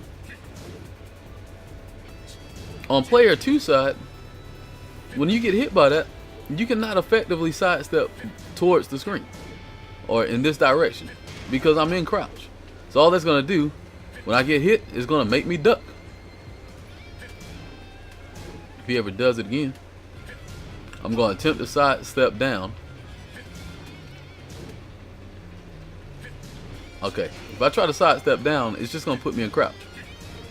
I have to actually try to crouch cancel, which is absurd to be trying to do in the middle of a fucking match when this motherfucker going to do the fastest thing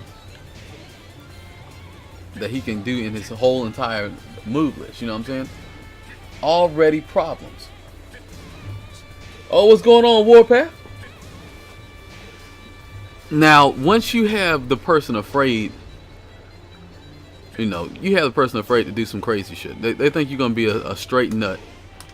Like, man, hell no. I've just goddamn ran up on this nigga. He did a hop kick, kicked me out of both of my fucking mix-ups. Fuck that shit. I'm gonna do down 4 at 1. Well, guess what? That's when you can go for the chance of being like, fuck it, I'm gonna go for the low parry and I'm gonna take the hit. Always think of stuff like this. When I play the Tekken, I always try to make sure that I'm taking care of at least 2 out of 5 options.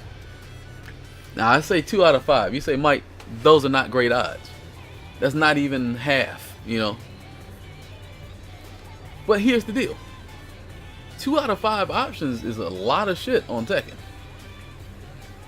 Because you really can only do about, normally you can only do about 2 options safely.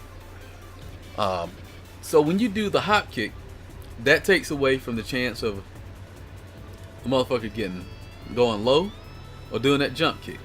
Aces his quick mix-up right there. Runs the risk of getting counter hit, runs the risk of getting sidestepped, runs the risk of getting backdashed. But you took away 2 offensive tools. Now, if you have a person willing to do running 2 and then sidestep and not do no move, or running 2 and backdash and not do a move, essentially they did running 2 for no reason.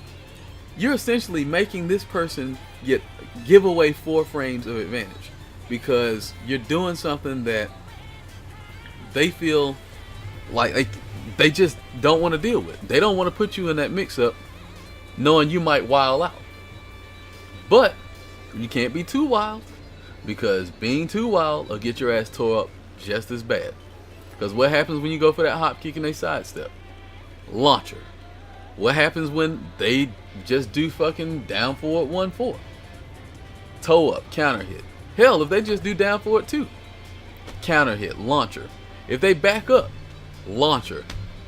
All of them situations are ending up with you in the air, not the way you want it to be in the air. However, you are acing their ability to do down back 2, or down 2, I'm sorry. Is that shit down 2? Down back 2? I can't remember. You're acing their ability to do that shit, and you're acing their ability to do the fucking hop kick. Now, when they go for that mid punch,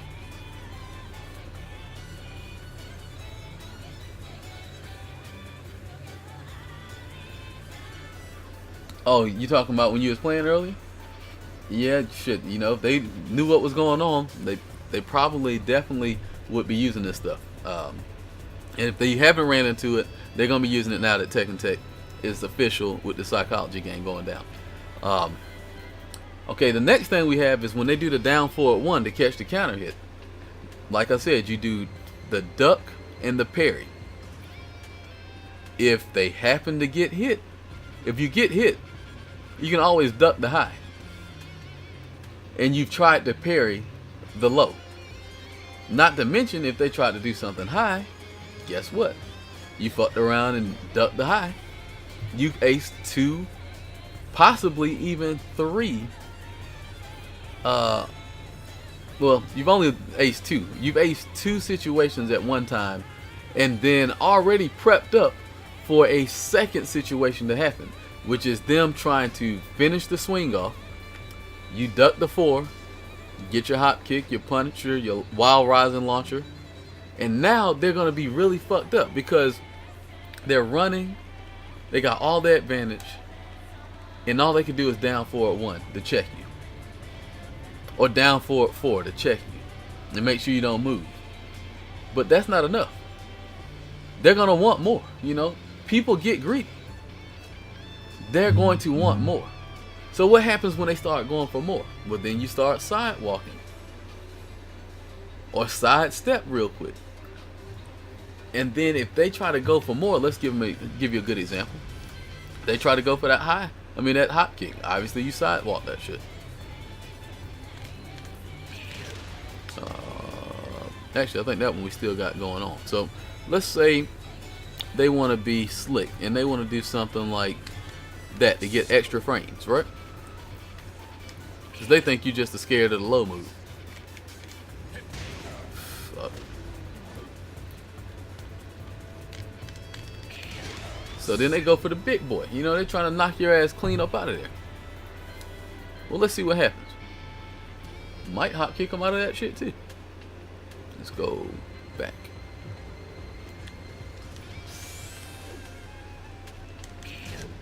Hop kick. Hop kick. Uh-oh. So you mean to tell me this is really limiting them to only doing quick ass moves?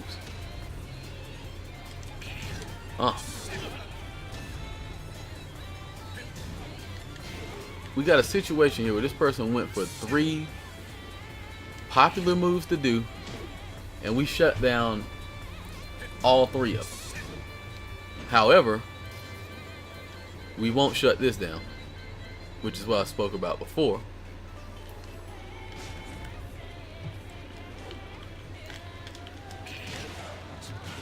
Now let's see what happens when we put that in the mix.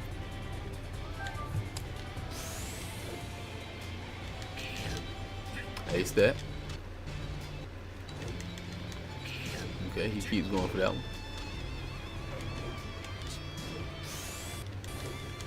Ace in that. Ace in that. Well, don't look like you're getting much out of this. You must don't want to show us what happened when we do down 4-2.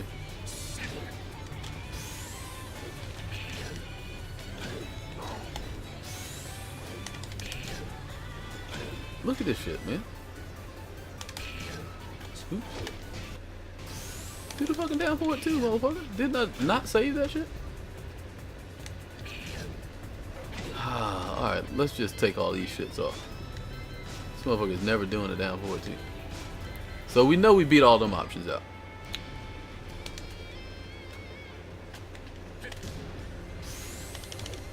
But if we go for the down 4-2, guess what? We get a little baby float. Probably still can get a combo off of it,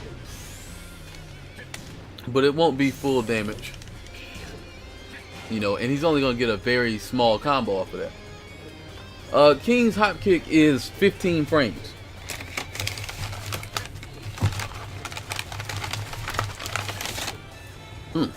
Good shit. So now look at what we've eliminated.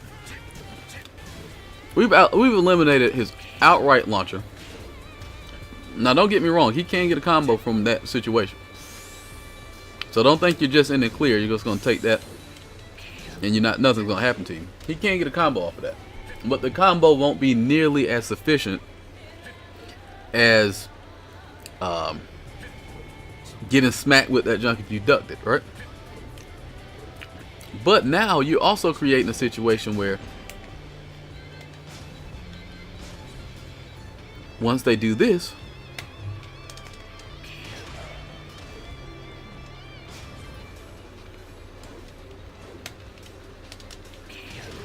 alright, they got that as an option. Let's see what happens when they do this shit. Oh, my bad.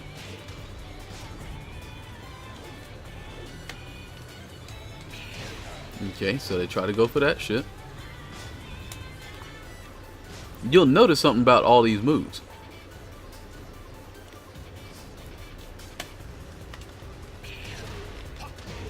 Or a considerable amount of these moves.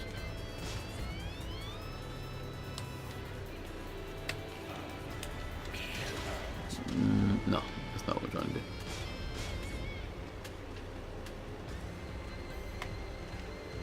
Wow, what the fuck am I doing? You're gonna notice something about all these situations. Oops.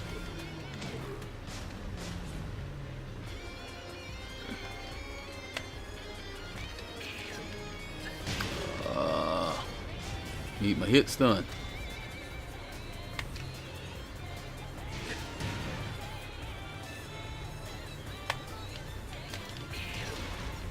Alright.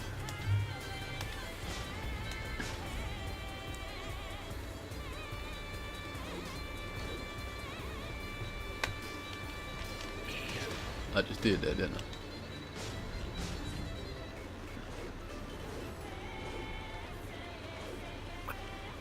Alright, let's try this out.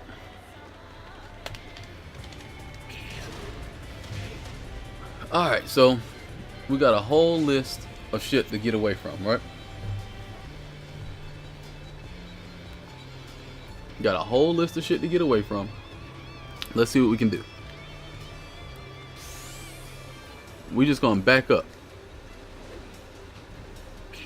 Okay, if I block that, I can punish it, right?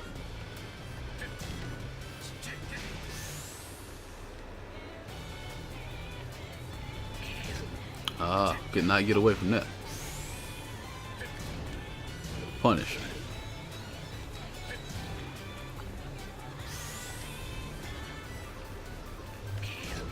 Punishing that.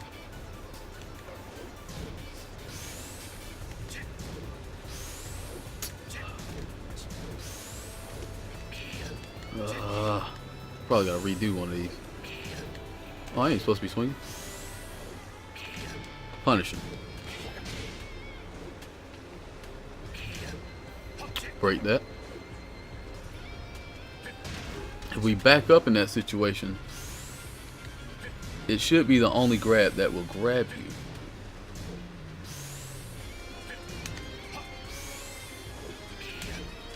Because of his forward motion. Late. You know what? Let's change the stage.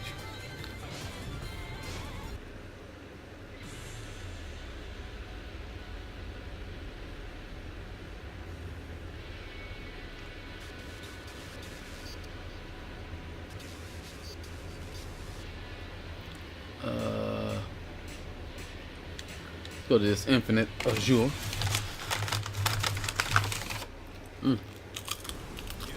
I see y'all out there handing strats to each other. That's good. I like to see that kind of shit going down in the stream. Fucking French fries, delicious.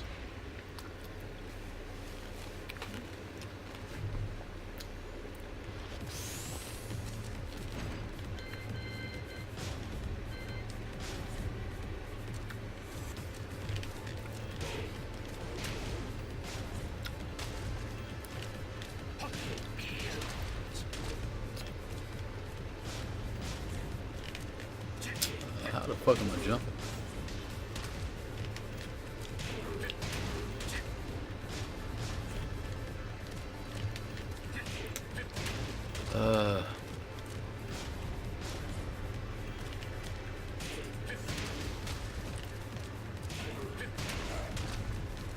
And is this shit not like king shit?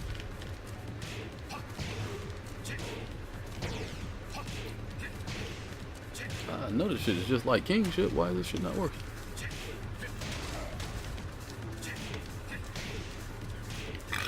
There we go.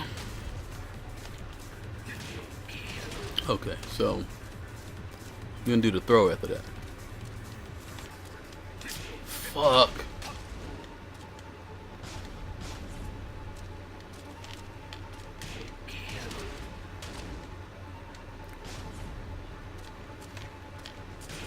Man, I fucking hate this shit. That's why I'm not a drag player right here. I'll be salty as fuck trying to do this shit. Had that shit come out and somebody punish me for doing that shit. Kill me. Because I thought I was about to get frame advantage. In actuality, I did something that was unsafe as fuck. Jeez Louise. Man, just do the shit, bro. You play with King, you do Shining Wizards all the time. Ah, the worst.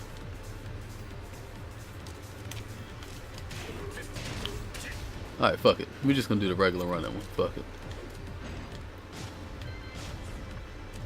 Alright, so we can do the running one and we're gonna do the throw. You should be able to backdash it.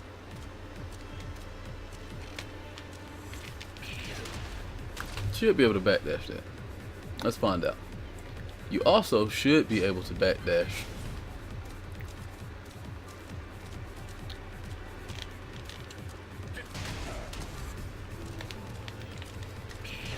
no, not what I'm trying to do.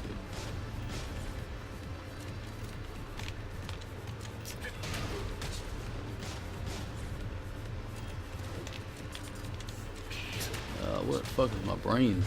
Brain is so stupid right now. Should be able to backdash out of that.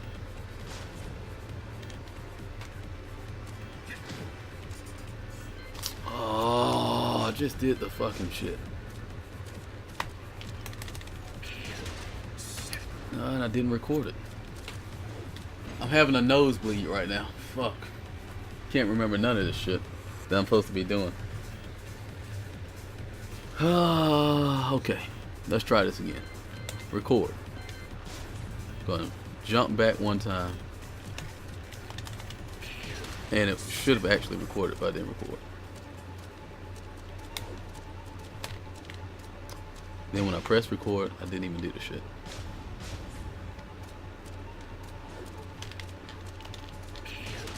Okay. What else we want to try to get out of is back both punches. So let's say we do jump back, record, and I didn't even do the right fucking move. Nose bleeding like a motherfucker.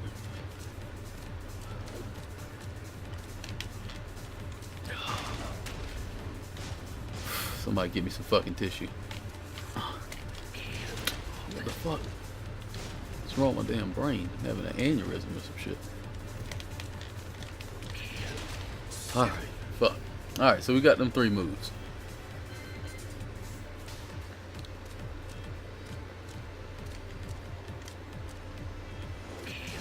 Fuck.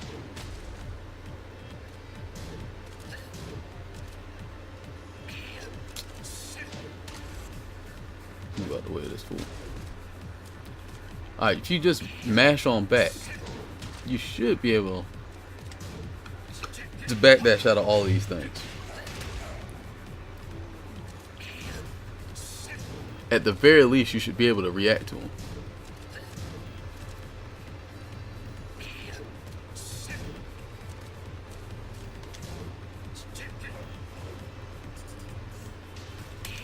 Ah, you cannot backdash that.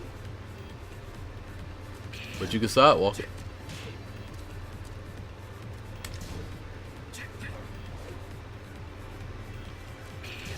You could jump out of it. Uh-oh. You know what that means. You can hop kick that shit. Wow. Cannot sidewalk that shit though. Sidestep that shit.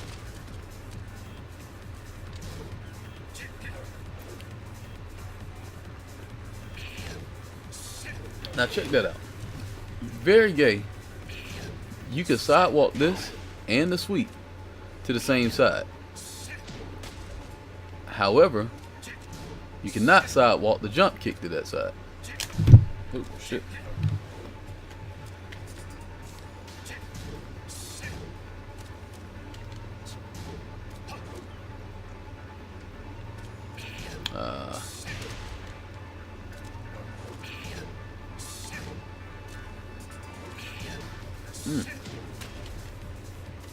Guess maybe I was looking at the wrong thing. Okay, you can sidewalk the back both punches. Now, if y'all remember earlier, we got a hop kick. That junk is actually aced like 25%. That shit is aced like 75% of all these options that this man likes to do in this situation. Really, all you have to worry about is catching down for 1, 4, really, for doing a hop kick right there. Or getting sidestepped, or getting backdashed. But you also have the option of just standing there and blocking, which is an option that I prefer. I prefer to do the stand there and block, because I'm not really afraid of people's mix-ups. I feel like I can react to all the big stuff pretty well, at least offline. So if you feel like you may have an issue and you realize what the person likes to do, he's like, oh man, they like to always go for big ass moves after they do this shit. You do have the option of doing a 15 frame hop kick, and apparently it will beat almost all of these options out.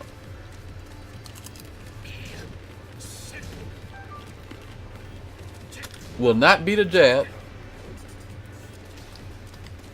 Will not beat anything that hits 15 frames or less. However, for all these crucial crucial moves that you want to get around, you tired of getting hit by them shits, you can hop kick all them shits. That's very ridiculous, but that psychology will play in very fast, fuck up their options, make them not want to do run and two. Then guess what? When they're not wanting to do run and two, now you ain't got to worry about that bullshit. You can fight their ass. You can duck them strings. You can block them lows. You can poke them back and not have to worry about, oh, this motherfucker's going to constantly have me on block stun. What I'm going to do about getting out the block stun? I guarantee you, if you hot kick them out that shit one time,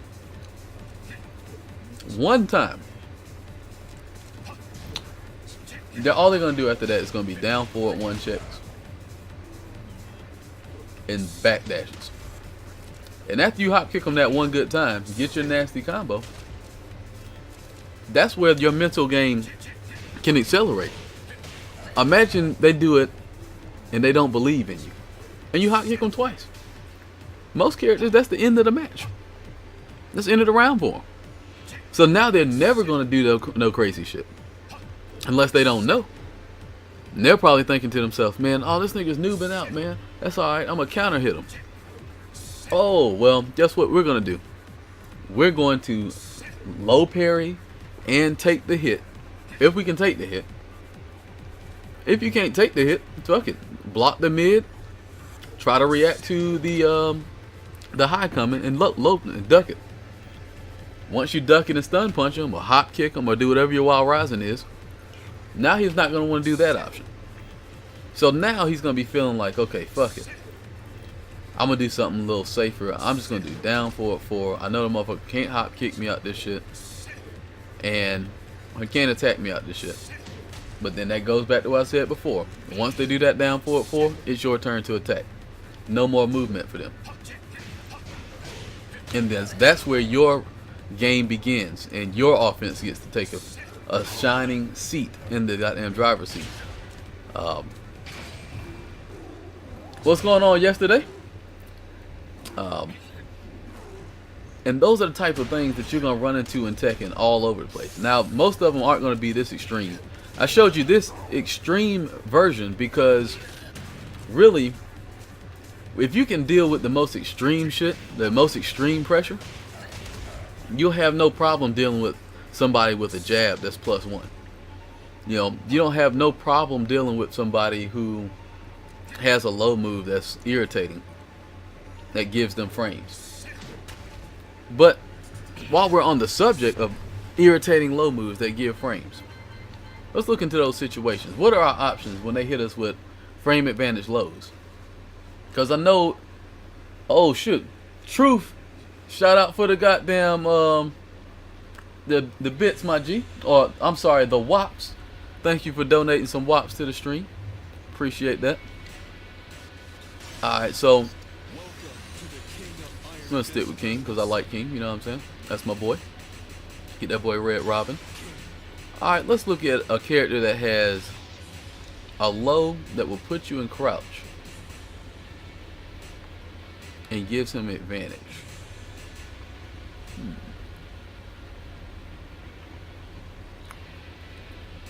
Low that puts you in crouch. I want to say Nina's low does that. Okay, appreciate the sub, Chin Whiskers. Really appreciate it. Sorry, I don't have my shit set up where I can see all that shit right now. But once you stay tuned to the end, we'll have something special in recognition of everybody that's followed, everybody that subbed, that gave wops to us, you know what I'm saying? All of that shit. Every time y'all do something on this channel, it does not go unnoticed, even if I don't say nothing about it because I didn't notice it at the time. You know what I'm saying? It will be forever held in the L's of time. Infinite stream time. Infinite video. As long as they got YouTube. You know what I'm saying? Once they get rid of YouTube, then I can't do nothing for you. Alright, appreciate it. Somebody just did something. I heard the goddamn email come through. It's Sticky and Dark Hera 0. Appreciate y'all for joining the realm of real ones. You know what I mean? It's Always a pleasure to have some new people aboard the Realm of Real Ones. Alright, so right now we can go this Infinite Azure. So we got room to move around and shit. You know, nothing gonna hold us in place too long. No walls to back up. I'm tired of resetting shit. What we're gonna look at is when she does down back 3. Oh, you said Miguel. I probably should have went to that. Oh, Silk, what's going on with you, my G? We're gonna go with this. I believe down back 3 gives this property. Yeah, it puts you in crouch. Okay. So in these situations where you get put in crouch, right? What are our options? That is uninterruptible. So what could we do to combat something like that? Cannot interrupt. What about if she did something like this? Not interruptible. That one is actually not interruptible. I think you can jab the first one. You could actually low jab.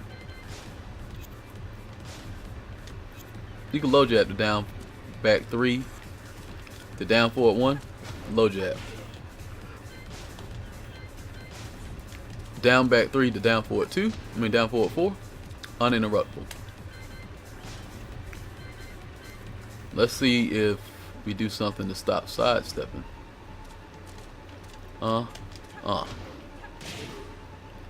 And say if you go low, see if we can crush it. Oh, didn't record that. Alright, so we got a pretty good hefty move list right there that we're gonna have to deal with. A lot of options that we're gonna have to fuck with. Oh, also, can't forget about this. Alright, so let's look into this. Let's see what we got to deal with. Get hit by the low. We go for the low jab. That cleans the low jab right there. Ace the low jab. Got aced by the down forward 4 trying to low jab. Got aced by the hop jump trying to low jab. Everything's killing this low jab. The only thing not killing the low jab is the fucking down forward 1, and that's trading. This is not looking like a good situation. So attacking back is not the move. Not with a low jab. What else can we do? Let's see if we sidestep. Okay. Oh, I tried to sidestep that time. Got hit by the homing move. Ace my ass. It's like the computer knew what I wanted to try to do. However, it looks like that's, oh, down forward 4, acing us on the sidewalk. Let's see if that aces us on the other side, because it may be side specific. Ace that. Uh-oh. So on player 2 side, you actually can sidestep everything that this bitch is doing, except for the homing attack. Out of these options anyway. Obviously she got other options that will hit you. So now once she goes for that bullshit, when she goes for the sidestep stopper, or she tries to jump, we're gonna see what happens when we come up with a 14 frame sidestep stopping move. Or we're gonna do something generic that everybody has. Down 4, right? Down 4 is an excellent move. Wow, this bitch is not having that shit. What? I could not down 4 that. Look at that. Down 4, not even a fucking option. That bitch is tearing us out the frame for doing that shit. However, oh, if she do some shit that's not that sidestep stopper, look what happens to her. Bad news.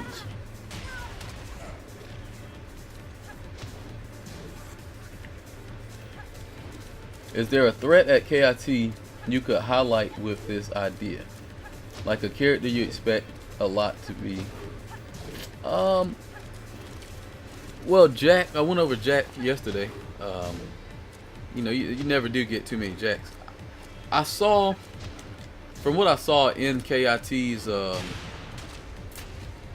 do you call them shits in the brackets, I didn't see any. I saw a lot of different people and a lot of people I didn't know, so I really don't even know what to be looking for. You know, I saw Ricky, which is Josie, but I play that almost every week at a tournament. My bad, Poke Chop. Y'all might not know him as Ricky. I be forgetting. Anakin got Jack. I know Joey Fury. I think he's in my pool.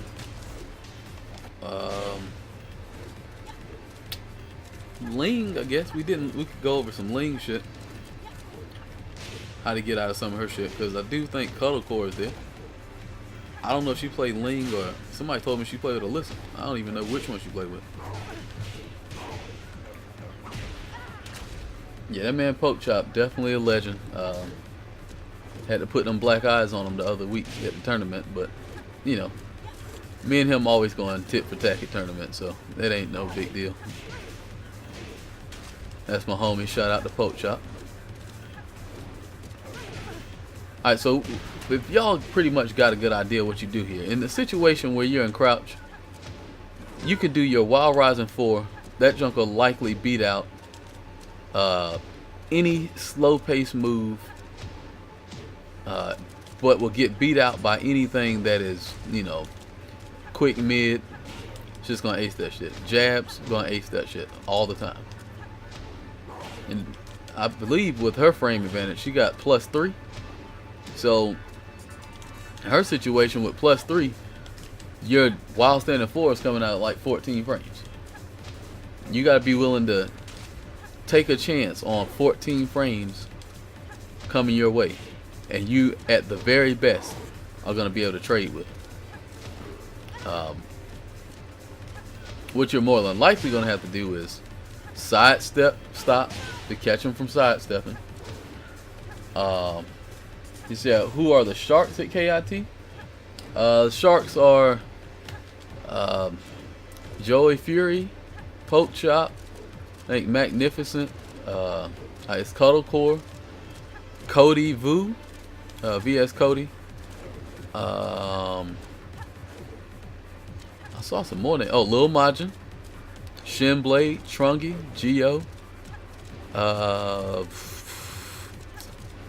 I saw a good Heihachi player. I think he's a good Heihachi player. A guy named Raybone Killer. I think I played him online one time. He was fairly decent. I want to say that. Oh, Jody the Great, good lead player. Shadow 20 ounce, he's another good lead player. Junya 20 ounce. I think he plays with. I want to say he played with Eliza. And he plays with Lucky Chloe. I think that's pretty much all of the killers I can remember. And there's probably some more, but I just don't remember from that list. I got a horrible memory.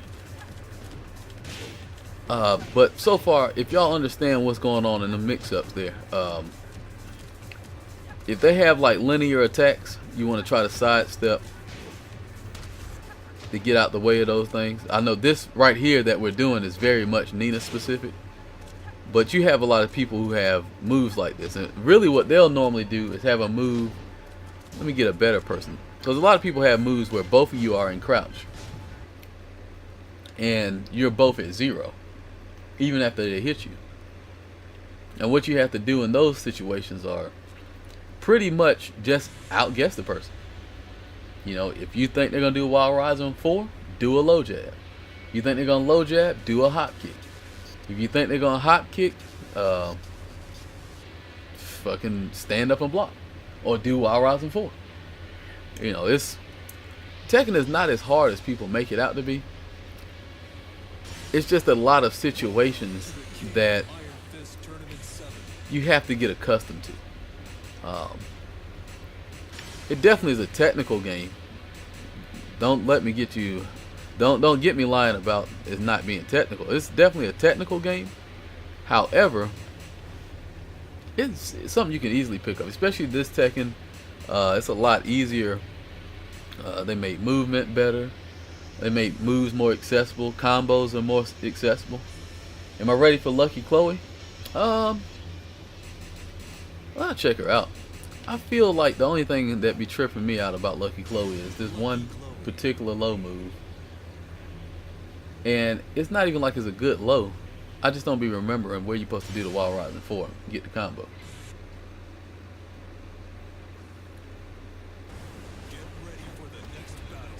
You know, you can't never underestimate Chloe, though, man. You know, she's a powerhouse. So, one wrong mistake, you could be eating the dust. Yeah, they definitely made his combos way easier. Ever since the inception of Bound, really, his combo has been pretty easy. You know, I'm way back from Tekken 5 where you wasn't doing 3 or 4 jabs into a Shining Wizard. You wasn't getting no damage. You know, you just was wasting your damn time. I don't even know if I could do that on this game. I remember this used to be a combo. That shit don't look like it'll take nothing on this game.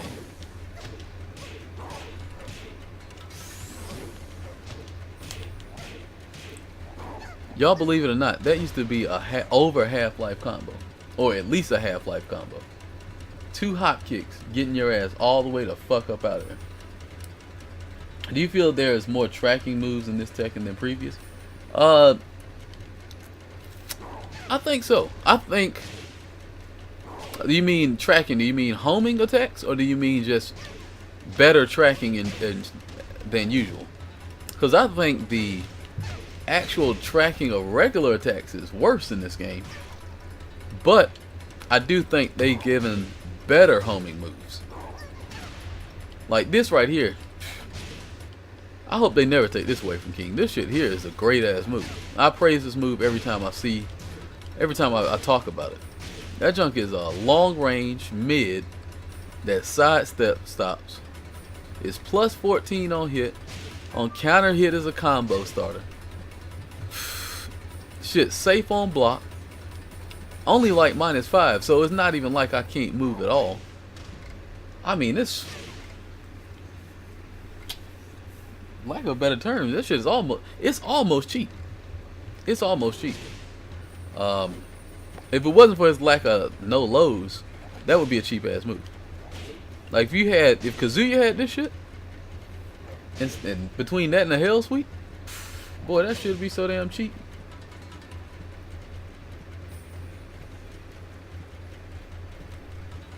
You say you think the step has been nerfed? Well, I ain't played tag. So the last Tekken I played was Tekken 6. And I wasn't walking around folks like this. Now, maybe I just personally wasn't walking around people like this, but I mean, I'd be walking around people whole move list on this game. As I was demonstrating yesterday, playing King versus the Mishmas, like, them motherfuckers gotta go out their way to stop you from sidestepping. I mean, just walk all the way around the mix-up. I've been always able to sidestep that shit at the last minute, but never sidewalk that shit. This shit is... It's quite amazing what they got going on this game.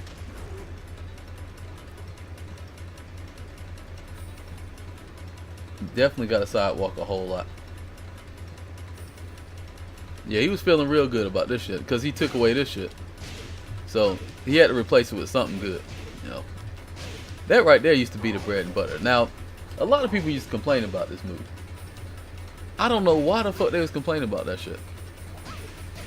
It's people with the exact same move that is safe and do more damage and do shit on like counter hit. You know, same frames, mid, and I mean, I guess because it's an elbow, you can't parry the shit. Maybe that's a problem, but I don't know. You know, it's not like you got to worry about no fucking lows coming out of this. People check duck throws all the time. You know, but it's whatever.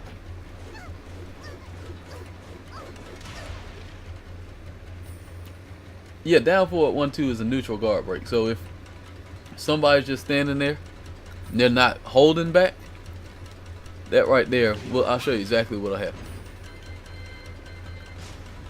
If you just stand guard and then just stand, that is going to happen to you. Even if you do it fast, you do it slow, that's just going to ace you. So you got to hold back on it, which I guess kind of makes it viable, because then while they're holding back, you can go for the throw.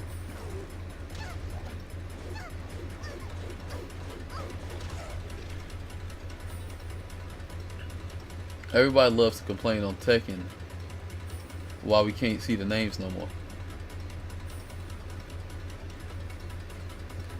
Neutral guard breaks that King has. None that are as useful as that. That'll make you block. I would almost argue that he don't got any other useful ones. It's another good guard break. He's got this, but I mean, nobody's gonna be not blocking that long.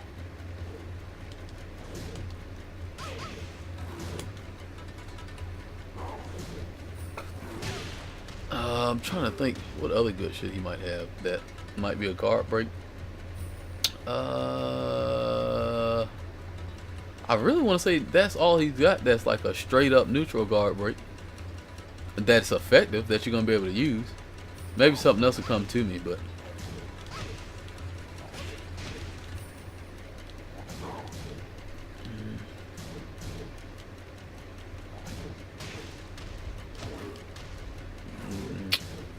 yeah, I don't think he really got nothing else.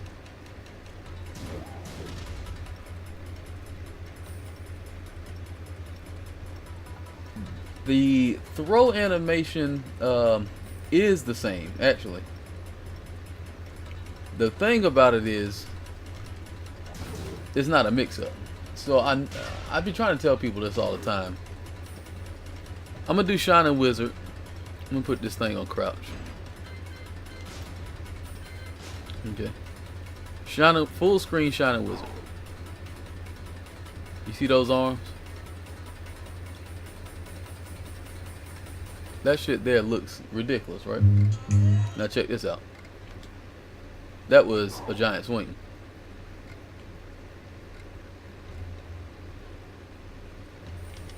Oops. Let's try that again.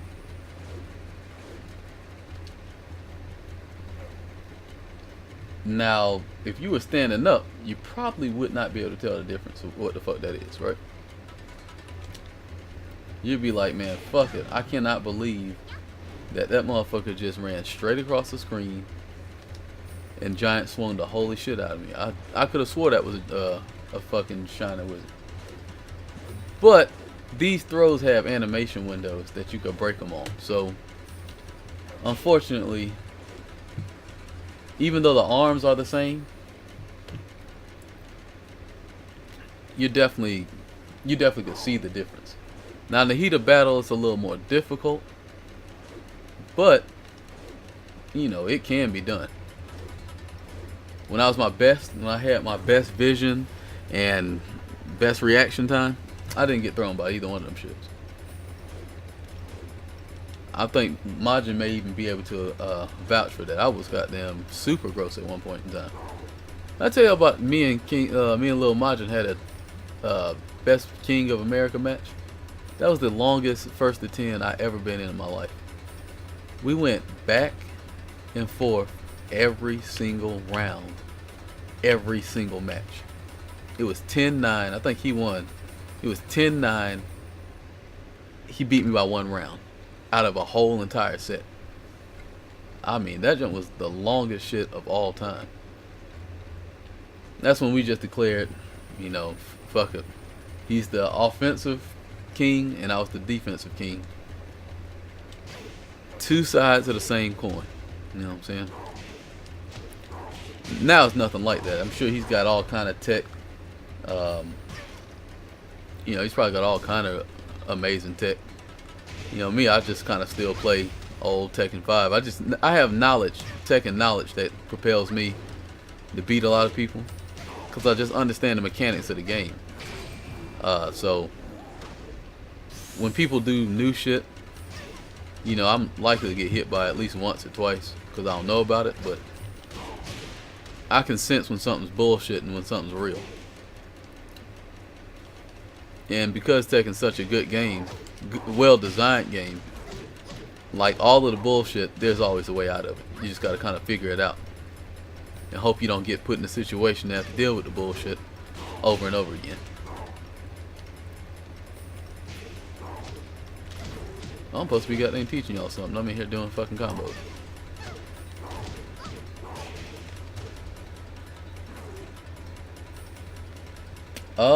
Is there a video of that?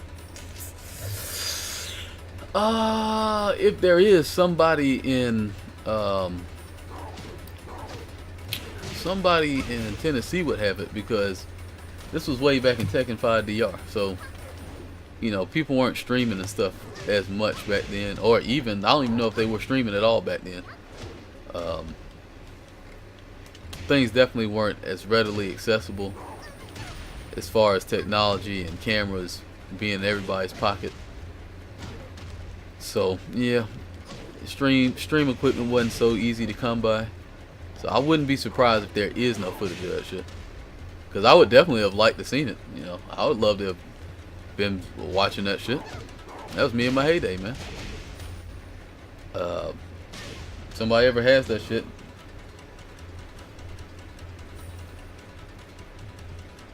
you think Tiger...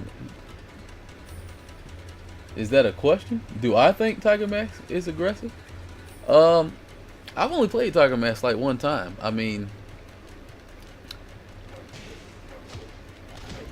I've watched his stream, and he seems to say that he has a problem fighting against solid people, because I forgot what his reason was, but he said he just have a hard time fighting solid competition, but he steamrolls like noobs.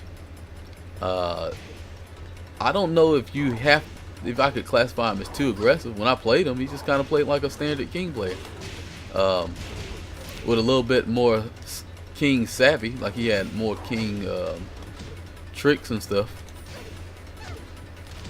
But I mean, there's a lot better Kings now that they made his combo easier and more accessible. There are a lot more King players than there have ever been. So most King players I play, you know, if they're of any worth as a Tekken player, they pretty much play the same. You know, they do all the same setups. You know, they're either, when it comes to King players, you're either good at gimmicks or you are very good at fighting with King. You know, there's a few exceptions. Wow, that just took a lot for no reason. Some people are very good at doing the gimmicks. Like Lil Majin is good at doing the gimmicks and fighting you. That's why he's one of the best, if not the best in America. Because he got all the game plans. He knows what's gonna hit you where. You know what's guaranteed. You know what the two situations are that you're gonna have to choose from, and that makes him very well rounded as a King player. A guy like me, oh, I thought he was about to get an infinite going. A guy like me, I know so much about Tekken that, you know, I can play pretty much the same old way. Like when people play, I play the same way I played King for goddamn 10 years with some new moves. You know, I apply the new moves, but other than that, could I do so you can see what they look like? Okay. Yeah, I'll do it from the other side, but the animations of the throws are exactly the same. Of the arms, if you're looking to see the arms, let me just do it from full screen. That's a Shining Wizard. Oops. Fuck it. Alright, that's Giant Swing, right? Fuck. What the fuck? You couldn't duck that shit? Nah, that must have been a computer glitch. Okay, that was a computer glitch. Anyway.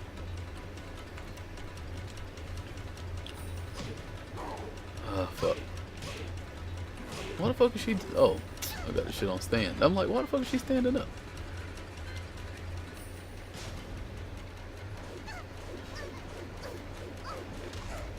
That's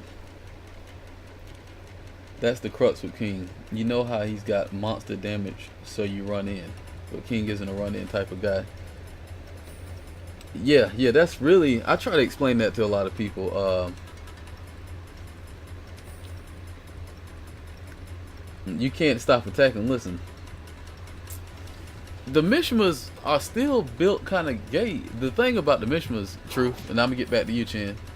The thing about the Mishimas is that you just need to get rolling one good time, and depending on which one you playing with, you know, that can be determined by, you know, if you're poking or you're knocking them down. Like you're playing with Kazuya, Devil Jin,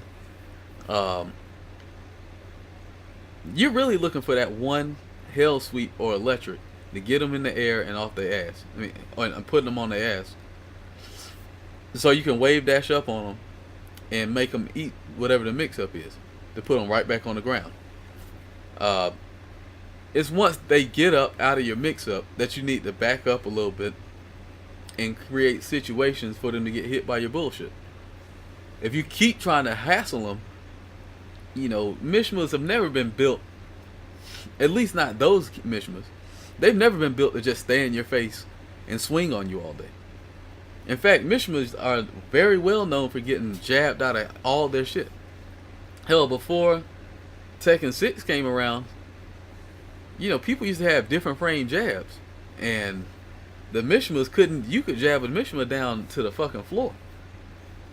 Even with all the shit they had, them electrics, the good, like they had to actually play Tekken. Then when they made everybody's jabs the same, that made it better for them because they were known to have like 10 frames, and most of the cats had like 8 frames. I think King had 9 frames, and the only other people that had 10 frame jabs was like the fucking Jack and who else? And Gamryu or some shit. Some character y'all might not even know who the fuck Gamryu is. But now I feel like the Mishimas are 20 times easier to play with, at least on a standard level. You know, at high level, they become a little more difficult. Devil Jin, that motherfucker's cheap no matter what the level is.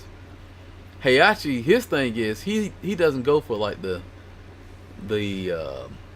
knockdown. He's trying to get you with frame traps and kind of, I don't want to say poke you, but he kind of pokes you to death and forces you to try to react to his pokes so he can kill you. You know, that's something, if y'all really ever play a Heihachi, and they're a good Heihachi, you want to look out for the down back 2 to sidestep electric. That shit will get you aced. You try to do anything back to that shit. But then you'll start catching down back 2, sidestep, down back 2, sidestep, forward 4. And I mean, that shit can get real gay real fast. That's how Heihachi is really used in my eyes. Like, he just want to frame trap you to death and then make you whiff something so he can launch you. Because he doesn't get the same mix-up heavy shit like the other Mishimas. I know he's got hell sweeps and forward too, but a lot of people don't understand that the only reason the Hachi is considered sorry is because his hell sweeps, well, not sorry, the only reason he's considered below the rest of the cast is because his hell sweeps don't knock down instantly. That's really what it comes down to. If his first hell sweep knocks you down, then he would be the best Mishima all the time. He got a built-in launcher that's pretty much fucking safe on most people. Out of crouch dash.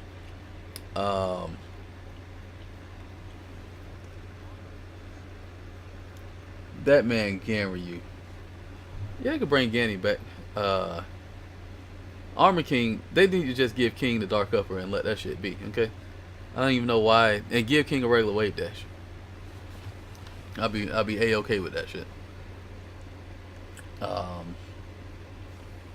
As far as King is the type of character where basically you gotta beat a nigga's ass to the point he's afraid to move so you can attempt to go for a crouch dash mix-up.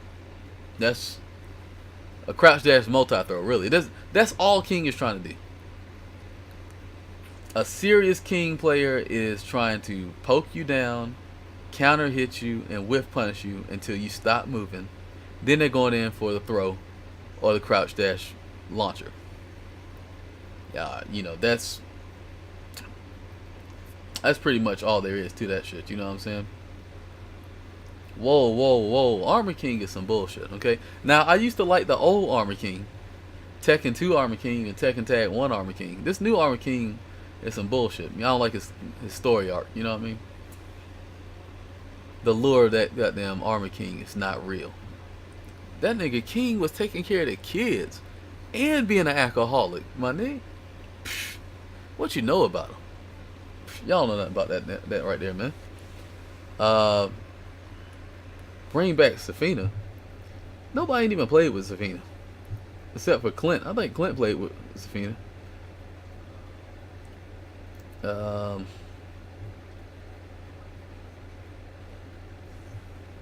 Let's see. Oh, I see y'all was talking about the girl Ling. Ling, how do I feel about Ling? Let's go get some Ling practice, because I feel like y'all need to know about this Ling shit. And how to deal with Ling.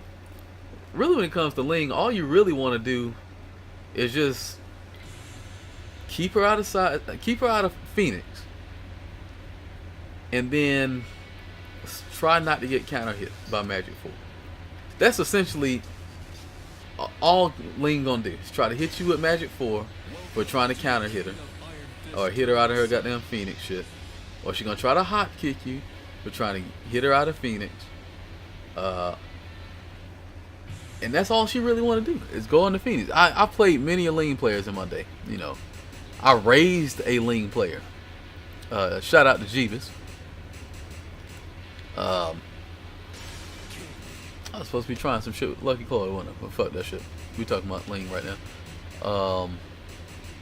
We'll get slightly adult Ling.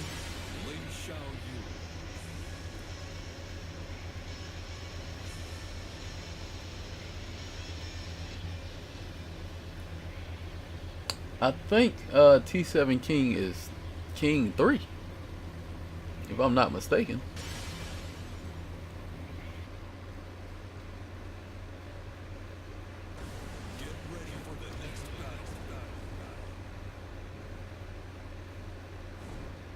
Yeah, that nigga King definitely was on the side. Go back to Tekken 2. You'll see that boy King sipping that lager on the side of the curb. And then your boy Armor King came up with a mask, threw that shit at him.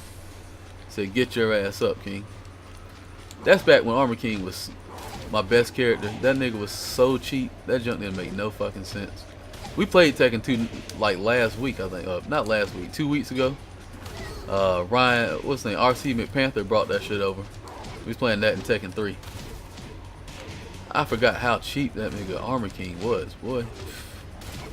He might have been the cheapest in the game. Alright, anyway. Let's look at Ling. So, I know y'all probably see a lot of this shit going on.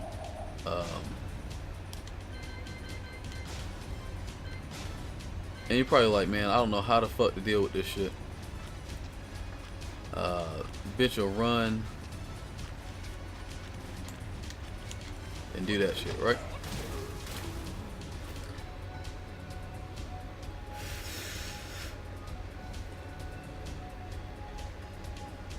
Okay, what was the question, Squale? Been having a lot of trouble getting King up to the yellow ranks with my other characters. What do you do against characters that duck jab a lot? I try to down forward one them when they are ducking, but it seems like my pressure ends right after that.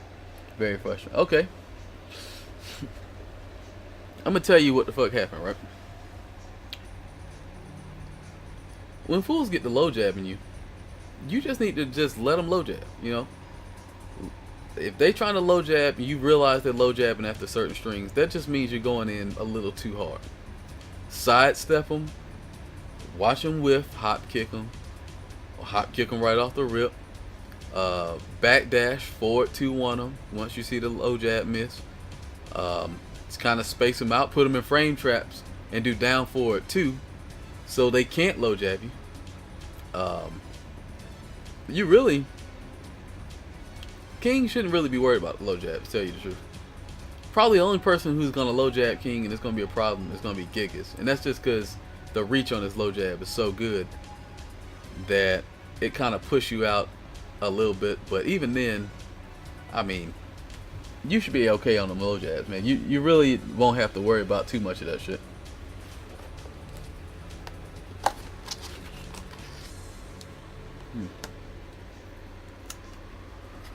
No, Armor King was killed by Murdoch.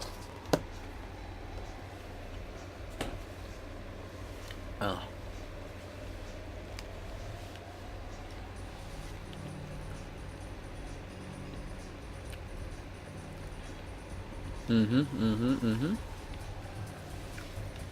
Alright, so that was one thing you end up seeing a lot. Let's try this. Whole bunch of gay ass moves.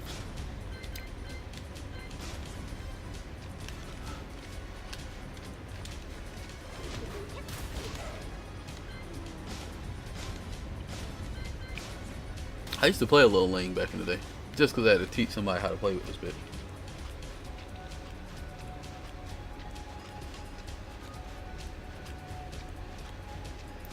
Is up for fast enough for a low jab punish? Depending on the situation. I mean, if somebody's trying to low jab you after you do a move, and you got the frames to jump, yeah, you're gonna punish them. I don't know if you can like back up and hop kick them, because the range on the hop kick is just not that good for King. What was I trying?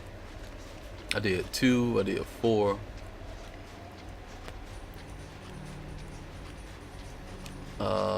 What else do you like to do?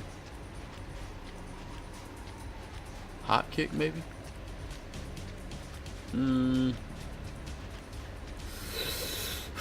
It's another Ling move out of this shit. Let me see. Oh, they'll do that shit. Nobody's doing that shit. She do that without going into Phoenix?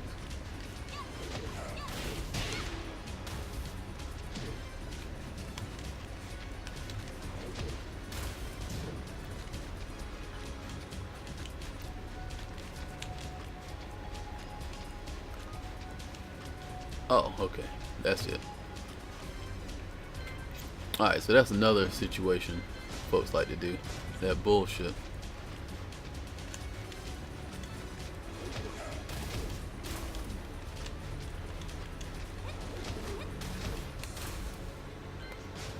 And see.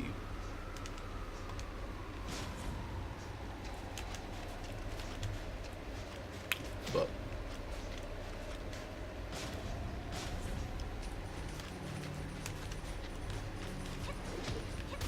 alright, so let's see what we can do about all this shit.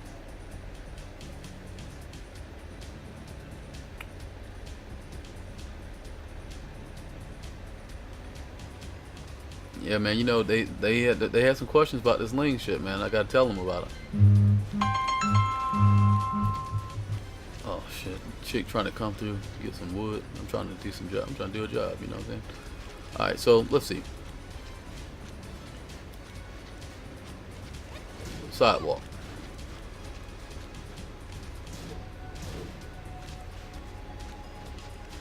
Cannot sidewalk.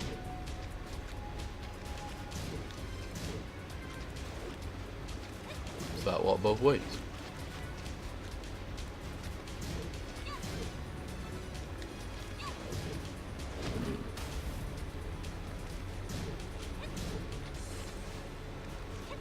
I feel like probably gonna low kick her out of all of this shit. Everything but the 2 and the 4. I don't think you can interrupt the 4.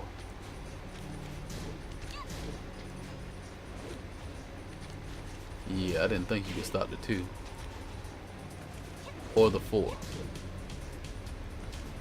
Can't sidestep the 4 or 3.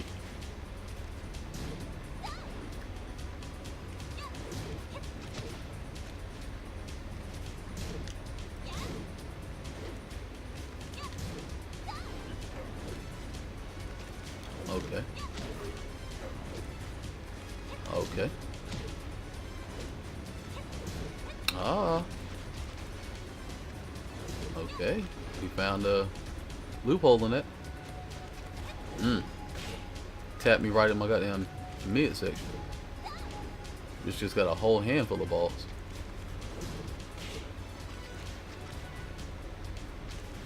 Oh, so I just can't sidestep that shit at all. So let's see what this backdash do. They supposed to put extra range on that shit. You used to be able to backdash that move.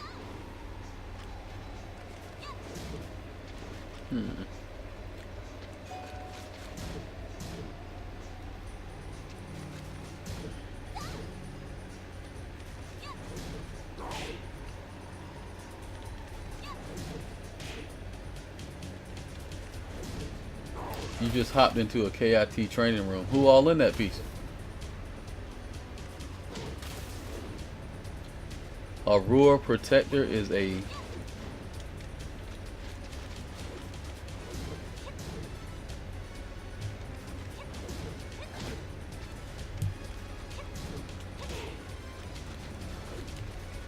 Oh, wait a minute. What the fuck?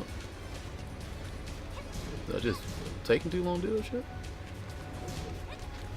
Okay, so when you get ran up on, but this goddamn running 3 shit, if you block it, apparently they gotta do the 2 or the 4. They try to do anything else, it looked like you could just sidewalk that shit.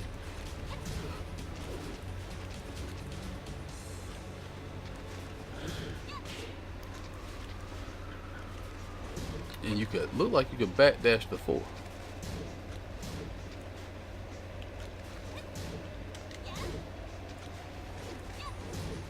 Backdash that and be safe. Will not be safe backdashing that. Come on, do it. Okay. So you can just keep going for the backdash. Now let's see what happens if you get the slide, because you can't backdash out of the slides.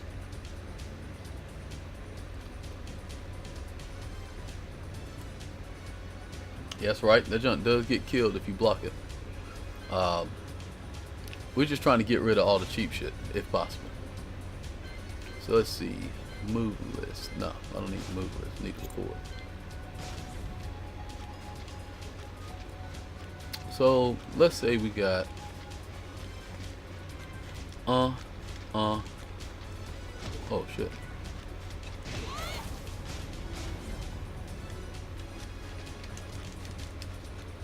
Okay, you got that. This is another fan favorite.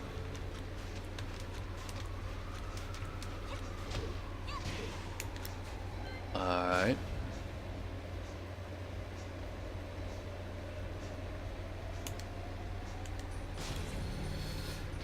Alright, let's see what else we got. No,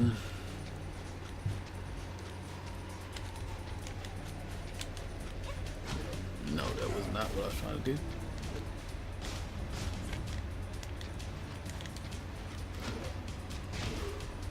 Oh, she's not in Phoenix?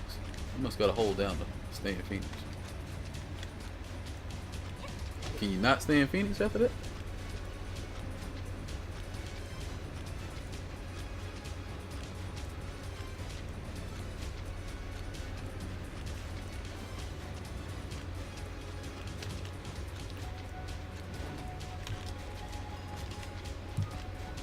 I guess she can't stay in Phoenix.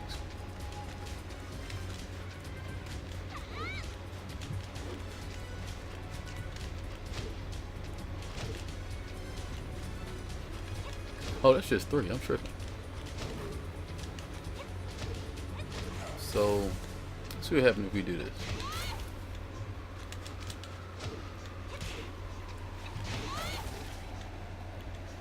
Oh, hold on, y'all. I gotta go take a piss. I'll be right back.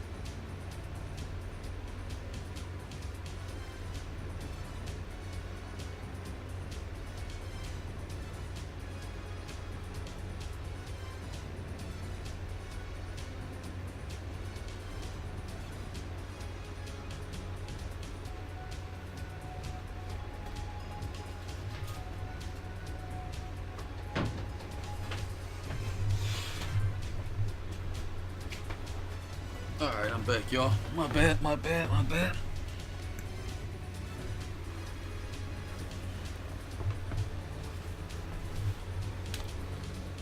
Champ Ace Unlimited. I don't even know who the hell is Champ in Small Wonder. I don't even know who the hell it is. And Aura Protector. I don't know who these people are. Maybe I'll go in there and goddamn fuck with them in a little bit. I need some gym practice anyway, cause I be feeling like I can't beat that nigga Ace Unlimited online, cause I don't throw. And the nigga Jen's moves seem to be all safe as fuck for some reason.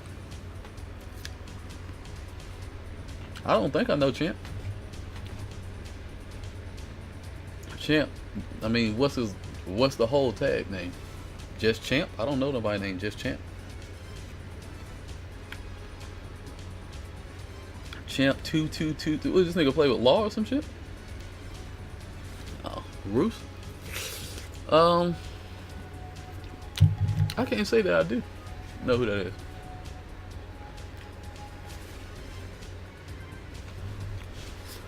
Alright, anyway. What was I doing? Oh.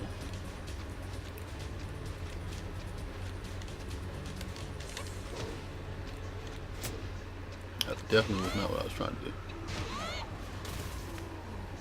do. Fuck it, we'll do all of these except for that one.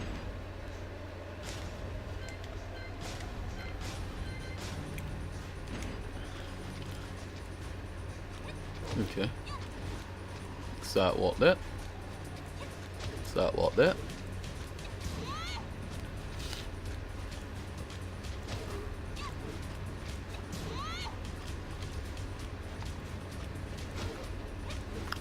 Lane don't got a we can get out of that shit both ways.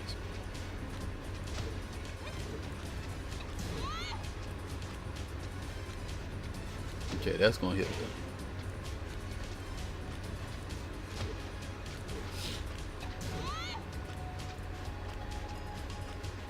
Ah, so what do we do about that?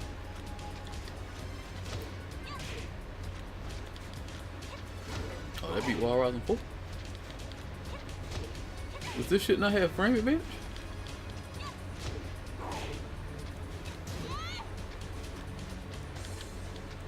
Oh, this move's trash. Okay.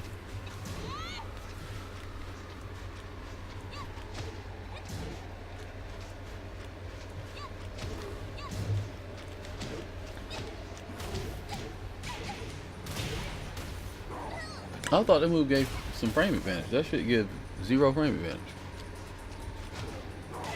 So let's see if she can hop kick that shit.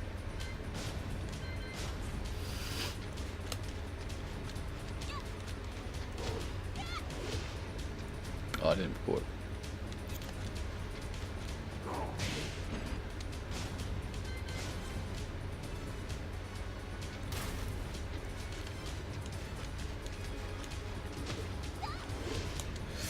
I don't know if she can hop kick that. Maybe she could Phoenix up under the low jab.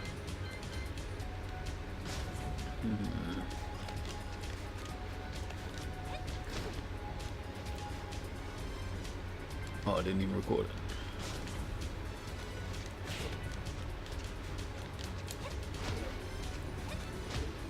Alright. So we got a task on our hands right here, y'all. Let's find out if in these situations she can get away from this low jab. Beats Wild Rising 4. She can hot kick, but won't get a counter hit.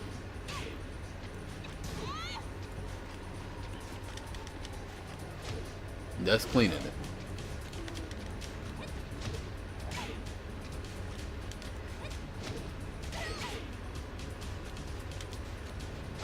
Whoa. Oh, I must have did the wrong move.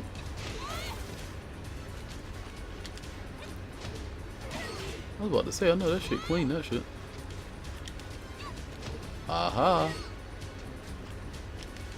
Gay ass link.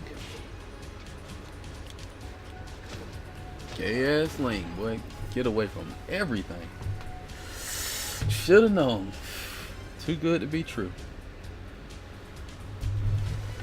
Abstract, I hope you're proud of yourself. This character cheap as fuck. No doubt about it. Motherfucker just ducked under a low jab.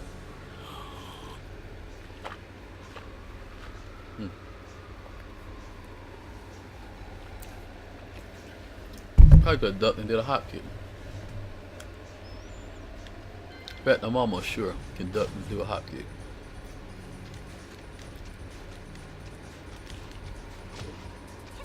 What's a hop kick? 3. Okay.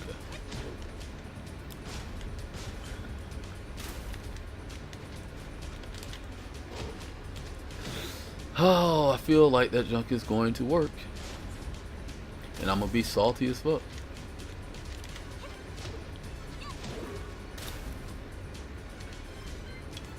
So it's beating all the rest of this shit out. Except for a regular jump over. Alright, so when we play this. God damn it. I knew it.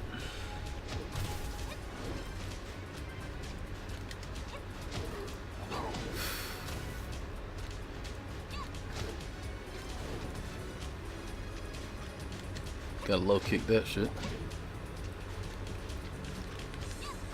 Wow.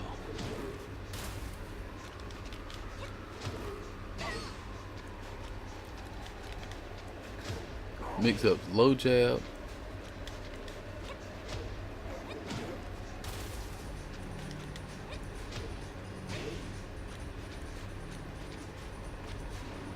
Side step. Side step both ways, okay. Low jab or side step. That's going to clean it 100% of the time. Sometimes you could even do down forward 1. That's not going to beat out the wild rising move. So you got to be cognizant of that. If you're playing with King, you're running up on lanes, you're doing ALP slide 3. Down forward 1 if you think she's going to go back into Phoenix. Sidewalk all options outside of that, or low jab. No, sidewalk while rising 4s. You could low jab all options except for Phoenix again, which is extra gay. Horrible mix-ups in these streets.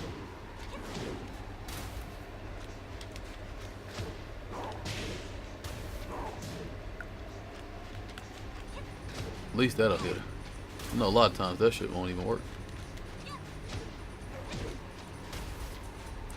Fuck, if you think she's gonna go into that shit, do a hop kick, do forward 3 to be safe. But you're definitely gonna get counter hit by anything else. If you try. If she do any other move, that shit is definitely. Yeah, that shit is extra Fugazi. Swifty vibes, man. Extra Fugazi.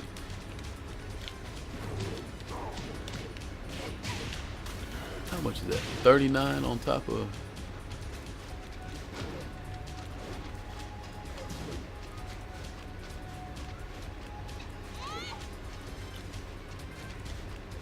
Wow, maybe it's just ducked up on my fucking hop kick.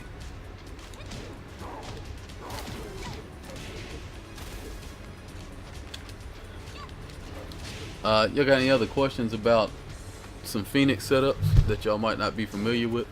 If you want to know how to get out of.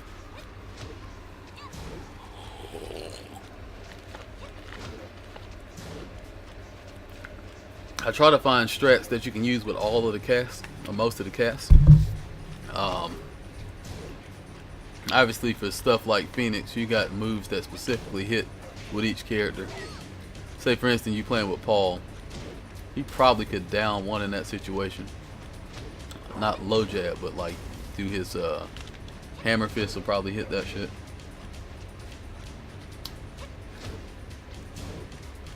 Okay, California roll. California roll Another extra gay ass move. So basically, you really just gotta block this shit.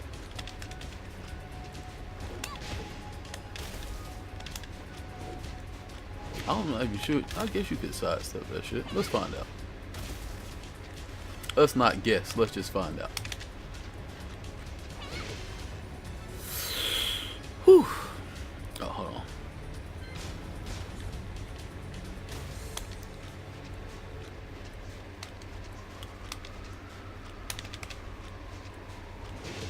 Alright. We got that one in the bag. Let's find out what we can do with it.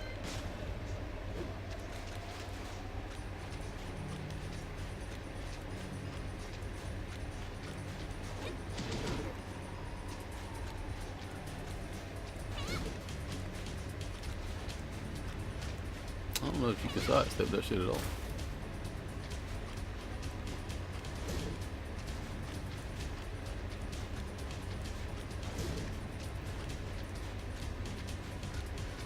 Alright, let's do it off of something, because I can't tell if I'm not sidestepping it because I'm waiting too long. So let's do 1 down 2 Cali roll.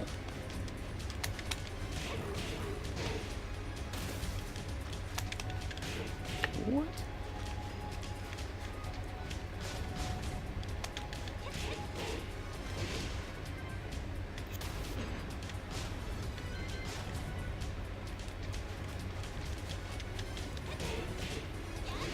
Alright, let's see what we can do with that. Let's hit play.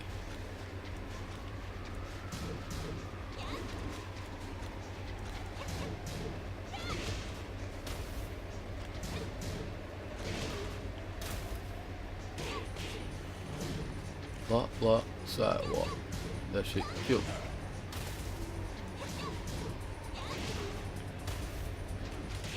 That shit killing me both ways. How did I sidestep it the first time?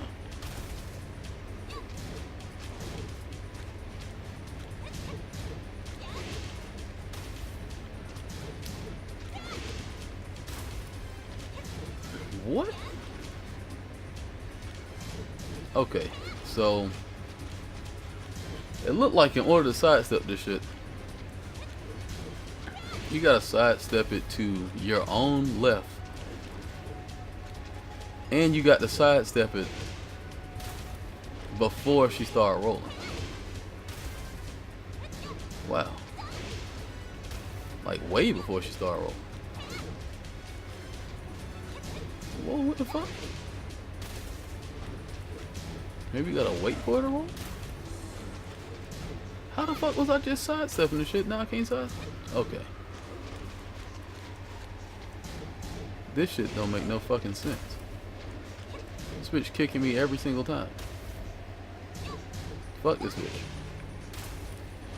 Look, I don't worry about the fucking Cali roll, alright?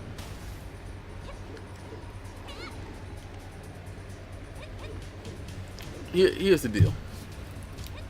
If I'm not mistaken, Cali roll is -10.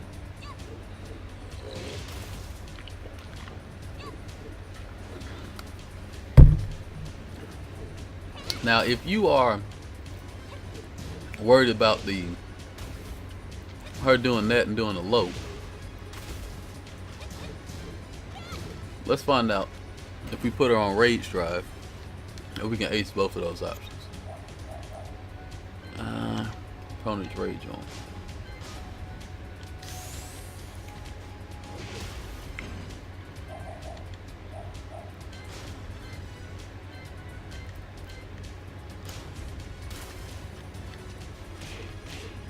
How the fuck you do this shit?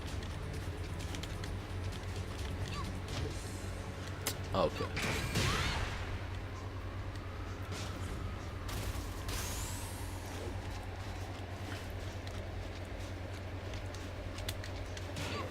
Oh, my nose bleeding. Fuck.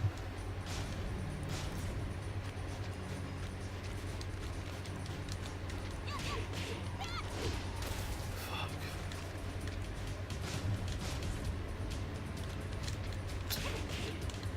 Alright, let's try again.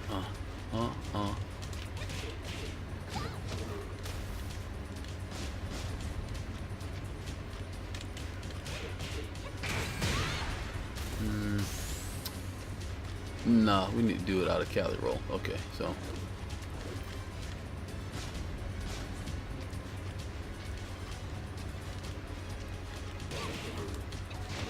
Oh boy, fucking nose.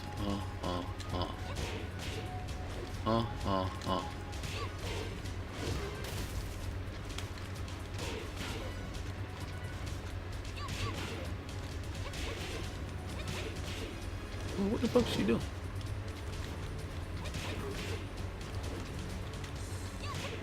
Alright. Bitch, why didn't you turn around? Man, I held fucking back. What the hell was going on here?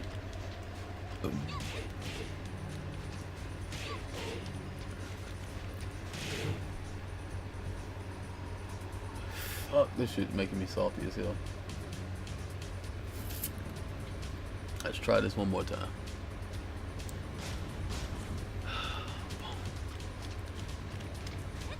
Bitch, what? I'm doing one down, two, back, hold forward.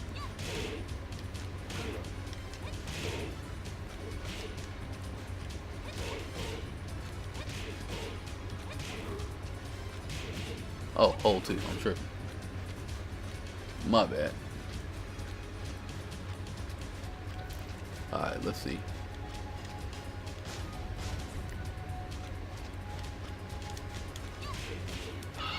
Oh, my brain. One, down, two. Hold.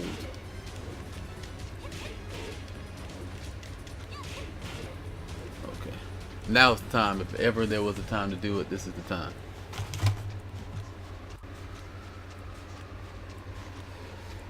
Alright.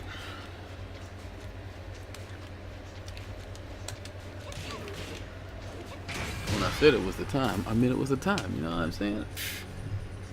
No joke. Alright, so let's see what the mix-up is.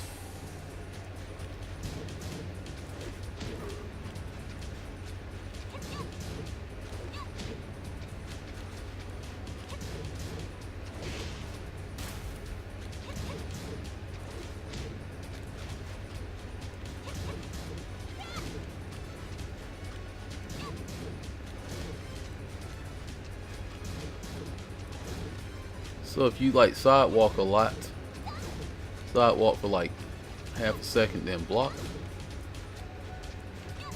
If she goes for the roll,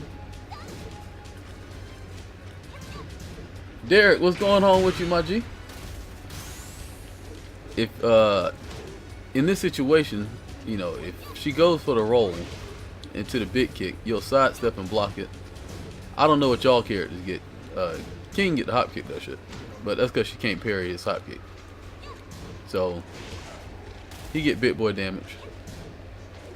If she goes for the low kick, what'll end up happening is you'll be so far around her, she'll end up doing a front facing kick, which will still be low, but it won't be the low she wants. So, you know, I guess that's pretty much how you get around that. Sidestep. Oh, that was a fucking punish. God damn. Oh no. Why ain't I able to hot kick this bitch? Come on now, don't cheat me. Give me my fucking hot kick. That's what I like to see. King only, baby. That's right, get that hot kick on that bitch. Wow, that's actually kind of gay.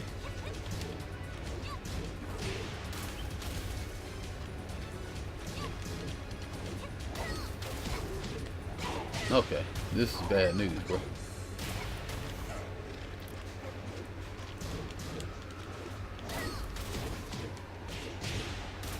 So I guess that is just not something they can use. If not in that situation.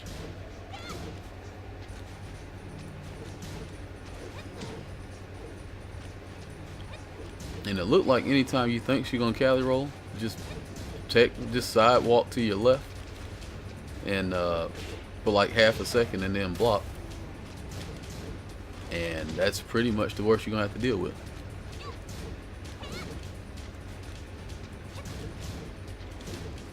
I believe they call that playing compact.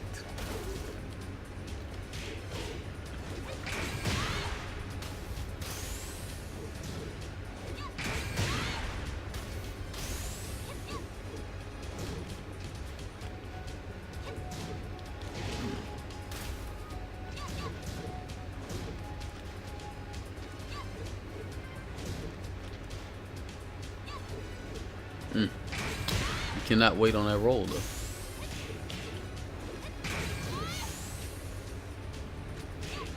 Cannot wait on the roll. So you got to kind of already be looking for the roll to happen. If the roll doesn't happen,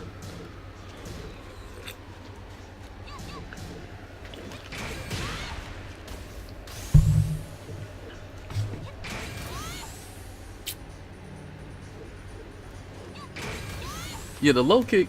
Here's my philosophy on king. I mean on lane. I'm not letting this bitch go on the back turn when she get in the rage drive. It's just something.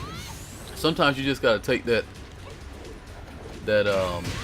license, you know. Stop the greater. You know, deal with one evil to stop the greater. You know, because when I see her trying to go on the back turn from any of them fucking stances or any of them fucking moves, I'm getting busy. You know what I'm saying?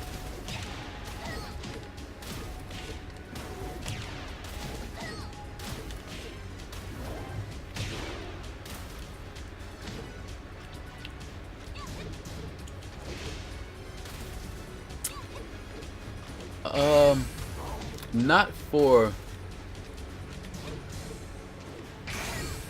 I don't think if she did. I think she did 4 right there, which we'll test it out. I think if she does 4 right there, you'll just get launched.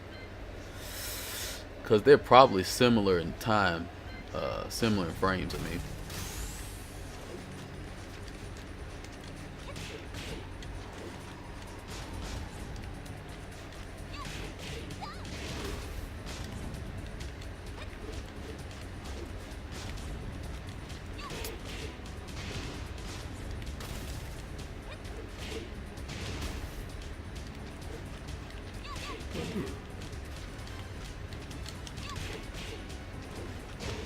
I feel like that was a little slow. I think she can do it faster than that.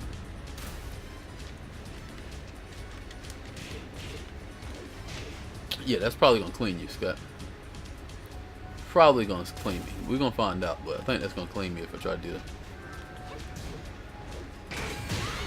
a real quick low parry. Yeah, that's gonna clean that shit.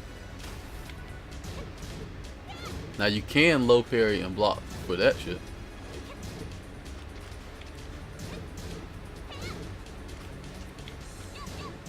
But then you got to just deal with the same mix-up. I don't even deal with that shit. I'm low jabbing. Hell no. You gonna have to finish the string. And then can't even finish the string.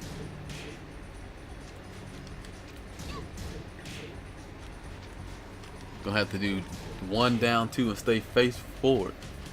That's all I'm trying to hear.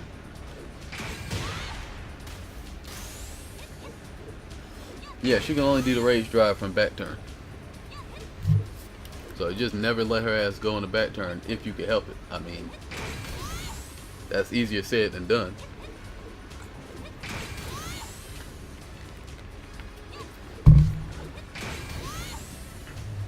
But that's like their ace in the hole. So a lot of leans screw themselves because that's their ace in the hole.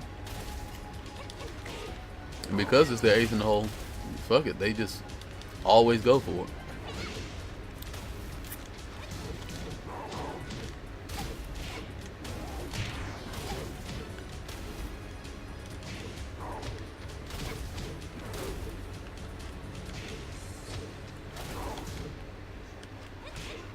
Got my ass. Got my ass again.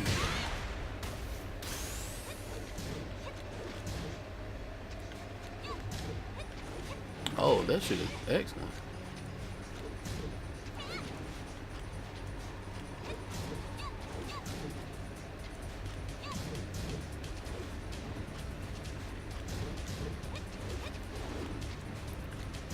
Somebody like Jack will get a goddamn launcher off that shit.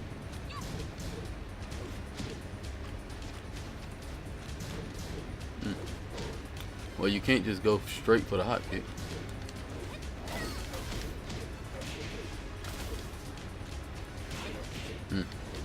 Can't wait late and try to sidewalk.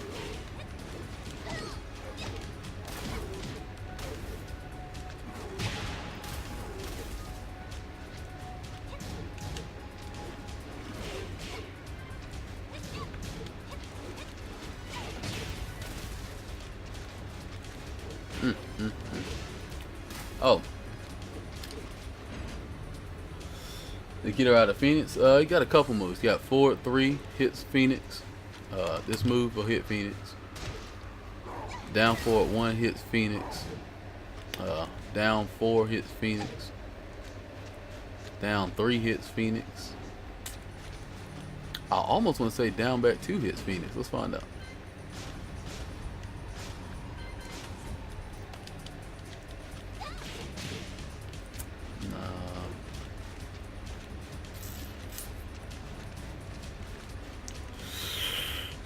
What do people use to go into Phoenix? Oh,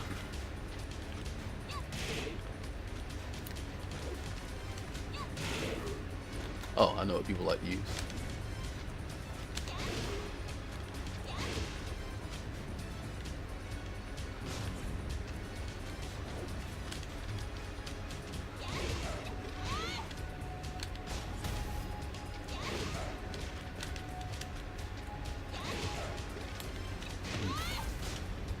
Starting to get tired, I can tell.